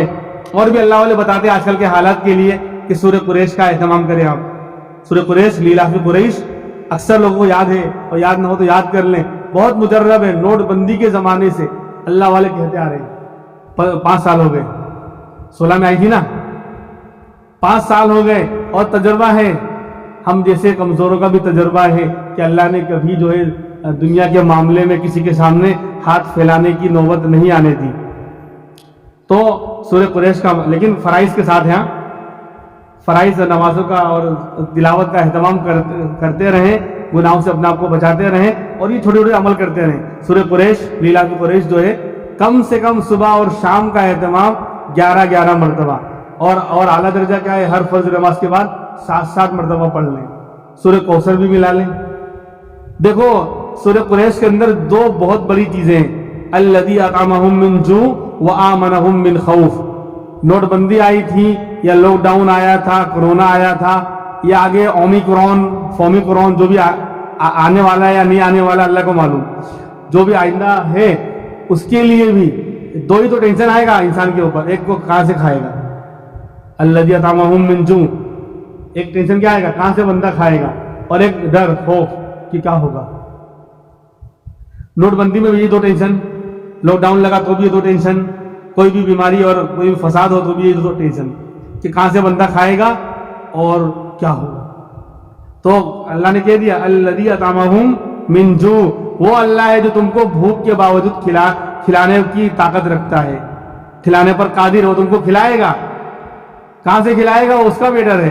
اور وآمنہم من خوف، اور تم کو خوف کے ماحول میں بھی امن اور نو ٹینشن کر دے گا، ٹینشن فری کر دے گا. جس بندے کو ایسے حال میں یعنی کھانا مل گیا اور ٹینشن فری ہو گیا، اس کے علاوہ اور کیا چاہیے اس کے علاوہ. اس لیے بہت مجرب صورت ہے اس کا اہتمام، اور سورہ کوثر کا اہتمام 2، اور سورہ اخلاص کا اہتمام. یہ 3 صورتیں ہیں، ان کا آپ اہتمام کریں. اور جو تیسرا کلمہ ہے وہ جو آپ عمل کرتے ہو وہ الگ ہے، یہ الگ، یہ نمازوں کے بعد آپ کریں. ورنہ کم سے کم صبح شام جو ہے 11 مرتبہ کر لیں یا آخری درجے میں پڑھ لیں. ورنہ ہر فرض نماز کے بعد 7 مرتبہ پڑھ لیں، کوئی زیادہ ٹائم نہیں لگنے والا. اور ایسا بھی نہیں کہ آپ کو بیٹھ کے ہی پڑھنا پڑے گا. اب چلتے پھرتے بھی آپ آئے مسجد میں، آپ نے نماز پڑھی، اب آپ کے پاس ٹائم نہیں ہے، آپ جا رہے ہیں راستے میں پیدل چلتے ہوئے بھی پورا کر سکتے ہیں، اور گاڑی پر ہے تو بھی پڑھ سکتے ہیں. زبان اللہ کی یاد میں لگی رہے گی. حالات جو ہے بڑے سے بڑی، یعنی وہ پرندہ شکار ہوتا ہے جو اللہ کے ذکر سے غافل ہوتا ہے. سوچ لیں دنیا میں جو بے جان یعنی بے زبان ہیں، جو مکلف نہیں ہیں دین کے، یعنی پرندے، وہ بھی شکار کب ہوتے ہیں جب وہ اللہ کی یاد سے غافل ہوتے ہیں. تو ایمان والا غافل ہوگا تو کیا ہوگا. اس لیے ان کا ابھی چلتے پھرتے بھی پڑھتے رہے، کوئی مسئلہ نہیں ہے، بلکہ آپ ذکر میں شمار ہوں گے اور اس کے فائدے بھی آپ کو حاصل ہوں گے. اللہ تبارک و تعالی جو باتیں اللہ نے کہلوائی، اللہ ہم تمام کو عمل کرنے کی توفیق عطا فرمائے. وآخر دعوانا الحمدللہ رب العالمین.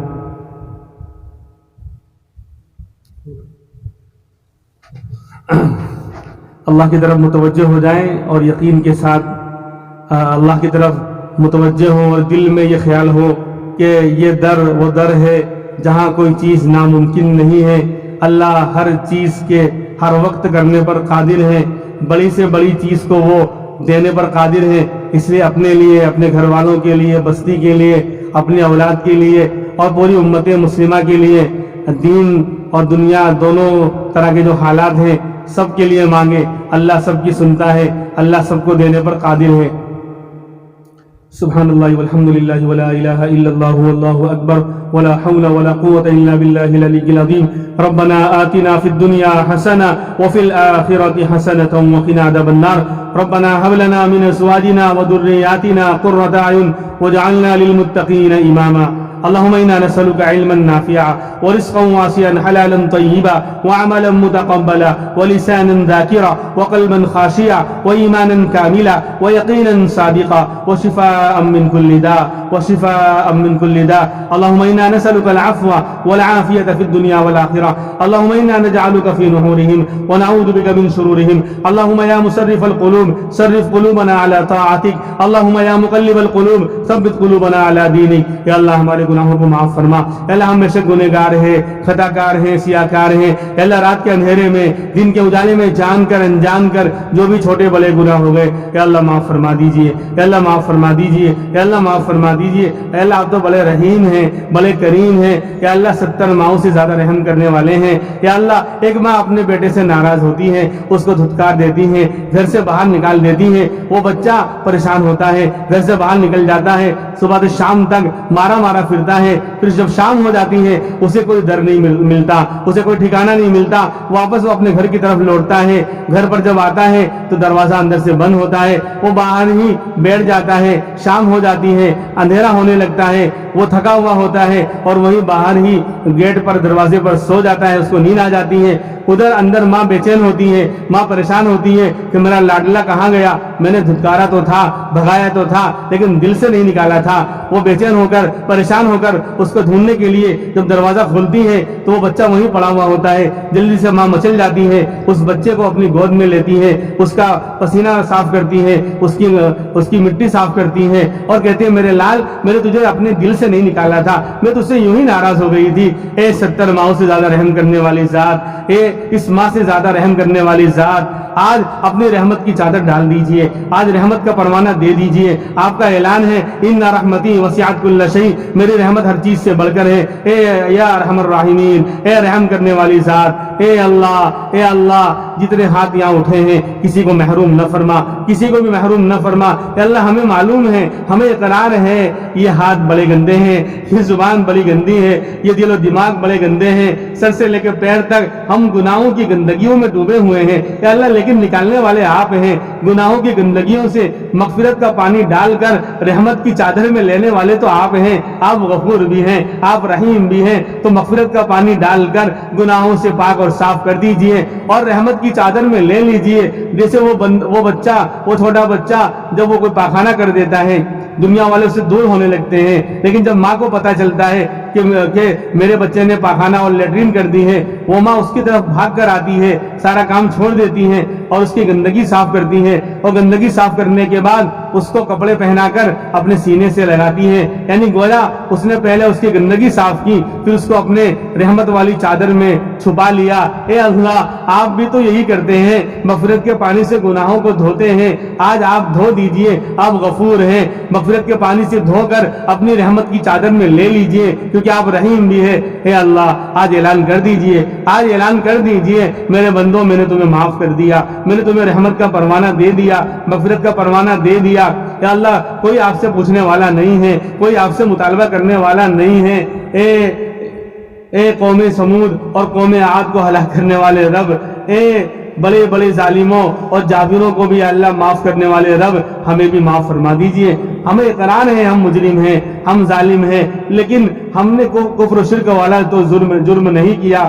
ہم بد عمل ہیں اور نافرمان ہیں. ہمیں اقرار ہے آپ کی ہزاروں لاکھوں نعمتیں استعمال کرتے رہے، آپ کی نافرمانیاں کرتے رہے، لیکن یا اللہ یا اللہ آپ بھی تو رحیم ہیں اور آپ کی رحمت تو ہر چیز سے بڑھ کر ہے، یا اللہ رحمت کی چادر میں لے لیجئے۔ یا اللہ ہمارے پاس کوئی عمل ایسا نہیں ہے جس کو پیش کر کے آپ سے مغفرت اور گناہوں کی معافی مانگ سکے۔ ہم تو طائف میں بہنے والے معصوم نبی کے معصوم خون کو پیش کرتے ہیں۔ میرے نبی اکیلے تھے، کوئی پرساری حال نہیں تھا، بڑی امید لے کر طائف گئے تھے۔ یا اللہ وہ جگہ ہم نے دیکھی ہے، وہ باغ ہم نے دیکھا ہے جہاں امام الانبیاء کے جسم مبارک پر پتھر مارے جا رہے ہیں اور آپ کے جسم کو لہو لہان کیا جا رہا ہے، یہاں تک کہ جوتیاں مبارک خون سے لت پت ہو گئی، تر ہو گئی، آپ خون کا قطرہ گرنے نہیں دے رہے ہیں۔ آپ پریشان ہو گئے، جب تھوڑا سکون ملتا ہے تو آپ اس باغ میں جا کے پناہ لیتے ہیں اور وہاں پر پھر بھی شکایت نہیں کرتے بلکہ اپنی شکایت کرتے ہیں کہ اللہ میں کمزور ہوں، میری کمزوری رہی کہ میں دین کو اور دین کی باتوں کو سمجھا نہیں سکا، صحیح طریقے سے پہنچا نہیں سکا۔ یا اللہ طائف میں بہنے والے اس معصوم نبی کے معصوم خون کو ہم پیش کرتے ہیں اور بدر میں آپ کی ان آنسوؤں کو، بہنے والے آنسوؤں کو پیش کرتے ہیں اور احد کے اندر آپ کے دندان مبارک جو شہید ہوئے اور سر پر جو زخم لگا ان زخموں کو پیش کرتے ہیں۔ یا اللہ امت کو معاف کر دیجئے۔ اے اللہ ہمیں معلوم ہے تو ہم سے ناراض ہو چکا ہے، یہ جو حالات آ رہے ہیں، کبھی نوٹ بندی آئی، کبھی لاک ڈاؤن آیا، کبھی کاروبار کا مسئلہ، کبھی بیماری کا مسئلہ، یا اللہ سارے حالات آپ کے ہاتھ میں ہیں، ساری بیماریاں اور شفا آپ کے ہاتھ میں ہیں۔ یا اللہ ہمیں معلوم ہے جب تو ناراض ہوتا ہے تو اسی طرح کے حالات لایا کرتا ہے۔ یا اللہ یا اللہ یا اللہ ہم سے راضی ہو جا، یا اللہ راضی ہو جا، یا اللہ راضی ہو جا، یا اللہ معاف فرما دیجئے۔ یا اللہ ہمارے یہاں جمع ہونے کو قبول فرما لیجئے۔ یا اللہ یہاں کے بسنے والے ہر بالغ مرد عورت اور ہر بچے اور بچی اور ہر چھوٹے بڑے کو یا اللہ دین کے لیے قبول فرما لیجئے، ہدایت کی ہواؤں کو چلا دیجئے، اس بستی میں 100% دین کی فضاؤں کو یا اللہ پیدا فرما دیجئے اور باطل طاقتوں کو نیست و نابود کر دیجئے۔ یا اللہ برائیوں کا ماحول ختم فرما دیجئے، نیکیوں کا ماحول عام کر دیجئے۔ یا اللہ بہت سے لوگوں نے دعا کے لیے کہا اور کہتے رہتے ہیں اور بہت سے لوگ متوقع تھے، ان کو امید تھی لیکن کہہ نہیں سکے، تمام کی جائز تمناؤں کو یا اللہ پورا فرما دیجئے۔ آپ تو علیم بذات الصدور ہیں، دلوں کے بھید کو آپ جاننے والے ہیں۔ یا اللہ آپ سے کوئی چیز چھپی نہیں ہے، جس کی جو جائز تمنائیں ہوں اللہ اس کو پورا فرما دیجئے۔ کوئی بیماری سے پریشان ہے اس کو شفائے کاملہ عاجلہ عطا فرما دیجئے، کوئی کاروبار کے لائن سے پریشان ہے رزق حلال پاکیزہ اور عافیت والا رزق حلال کے فیصلے فرما دیجئے۔ یا اللہ کوئی اولاد کے نہ ہونے سے پریشان ہے، یا اللہ نیک صالح اولاد ان کو عطا فرما دیجئے۔ یا اللہ کوئی اولاد کے نافرمان ہونے سے پریشان ہے، ان کی اولاد کو نیک اور آنکھوں کا تارا بنا دیجئے، ماں باپ کا دلارا بنا دیجئے، ماں باپ کی خدمت گزار بنا دیجئے۔ یا اللہ کوئی جو ہے ہمارے نوجوان بچے اور بچیاں بے نکاح ہیں، ان کا کوئی جوڑا یا اللہ ان کو نصیب نہیں ہوا، یا اللہ ان کے ہاتھ پیلے نہیں ہوئے، یا اللہ غیب سے انتظام فرما دیجئے۔ یا اللہ ان نوجوان بچے اور بچیوں کو بہترین جوڑا عطا فرما دیجئے، ان کی شادی اور نکاح کا یا اللہ انتظام فرما دیجئے۔ یا اللہ جو مانگا وہ بھی عطا فرما، جو مانگنے سے رہ گیا وہ بھی عطا فرما۔ یا اللہ یہاں پر جو ہمارے علماء اکرام اور دین ایسے بے دینی کے ماحول میں یا اللہ دین کی خدمت انجام دے رہے ہیں، یا اللہ ان کی بھرپور مدد فرما، نصرت فرما، ان کی جائز تمناؤں کو اور ان کی حاجتوں کو اپنے غیب سے پورا فرما۔ یا اللہ ہمارے حافظ صاحب ہیں اور ہمارے مفتیان کرام ہیں، یہاں علماء اعظام ہیں، یا اللہ اپنے اپنے مقام پر یا اللہ ایسے بے دینی کے ماحول میں دین کی خدمت انجام دے رہے ہیں۔ یا اللہ دنیا والوں کی نگاہوں میں تو انہیں معمولی سمجھا جاتا ہے، حقیر اور ذلیل سمجھا جاتا ہے، لیکن آپ کو معلوم ہے کہ علم آپ کی صفت ہے، علم دین، علم والے حاملین اور علماء ان کا مقام کیا ہے یا اللہ آپ جانتے ہیں۔ یا اللہ آپ غیب سے ان کی کفالت فرما دیجئے، ہمارے ان علماء کو خوب ہمت اور طاقت عطا فرما دیجئے، حوصلے بلند کر دیجئے، دین کے لیے ان کو موت تک کے لیے قبول فرما لیجئے، دین کے لیے اور علم دین کے لیے ان کی نسلوں کو قبول فرما لیجئے، ان کی ساری رکاوٹوں کو دور کر دیجئے۔ یا اللہ ان کی جو بھی جائز تمنائیں ہوں یا اللہ جو بھی پریشانیاں ہوں یا اللہ اس کو دور کر دیجئے، رکاوٹوں کو دور کر دیجئے، حاجتوں کو پورا کر دیجئے۔ یا اللہ اس بستی میں 100% دین کی ہواؤں کو چلا دیجئے۔ یا اللہ جو مانگا وہ بھی عطا فرما، جو مانگنے سے رہ گیا وہ بھی عطا فرما۔ یا یا اللہ جب تک زندہ رکھ، ایمان اور اعمال پر زندہ رکھ، جب موت آئے تو کلمے کی موت نصیب فرما، کلمے والی موت نصیب فرما۔ اللہ ہم دین اور کلمے کے ساتھ جینا چاہتے ہیں اور کلمے کی موت مرنا چاہتے ہیں۔ یا اللہ ہمیں قرآن کا قانون پسند ہے، ہمیں آپ کا لایا ہوا قانون پسند ہے، ہمیں مسلم پرسنل لا پسند ہے۔ آج دنیا والے یا اللہ آپ کے قانون کو مٹانا چاہتے ہیں، قرآن کے قانون کو مٹانا چاہتے ہیں۔ یا اللہ جان گئی اس کی کوئی پرواہ نہیں ہے، مال کی پرواہ نہیں ہے، لیکن ایمان نہ جائے اور آپ کا قانون نہ چھوٹ جائے۔ یا اللہ یا اللہ یا اللہ قرآن کے دستور کو یا اللہ اس ملک میں باقی رکھنے کی توفیق عطا فرما دیجیے، فیصلے فرما دیجیے۔ اس ملک کے بسنے والے ہر انسان کے لیے سکون اور اطمینان کا ماحول پیدا کر دیجیے، خاص طور پر اہل ایمان اور مسلمانوں کی جان کی، مال کی، عزت کی، آبرو کی اور ایمان کی اور دین کی یا اللہ حفاظت فرما دیجیے۔ یا اللہ دینی مراکز کی، خانقاہوں کی، مدارس کی، مساجد کی یا اللہ حفاظت فرما، ان کی نصرت فرما، مدد فرما۔ ہمارے اکابر، ہمارے علماء جو بقید حیات ہیں ان کا سایہ تا دیر قائم و دائم فرما، جو بیمار ہیں ان کو شفائے کاملہ عاجلہ عطا فرما، اور جو ہمارے اکابر دنیا سے جا چکے اللہ کو پیارے ہو گئے، اللہ دارالعلوم خالی ہو گیا، دارالعلوم خالی ہو گیا۔ یا اللہ بڑے بڑے اساتین علم و فضل کے جو باکمال شخصیات تھی یا اللہ دھیرے دھیرے رخصت ہوتی جا رہی ہیں۔ یا اللہ دارالعلوم کو ان کا بہترین نعم البدل عطا فرما۔ یا اللہ ان تمام اکابر کی مغفرت فرما، ان کے درجات کو بلند فرما۔ ہماری ٹوٹی پھوٹی دعا کو اپنے فضل و کرم سے پیارے آقا محمد الرسول اللہ صلی اللہ علیہ وسلم کی طفیل میں قبول فرما۔ وصلی اللہ تعالی علی خیر خلق محمد وآلہ واصحابہ اجمعین برحمتک یا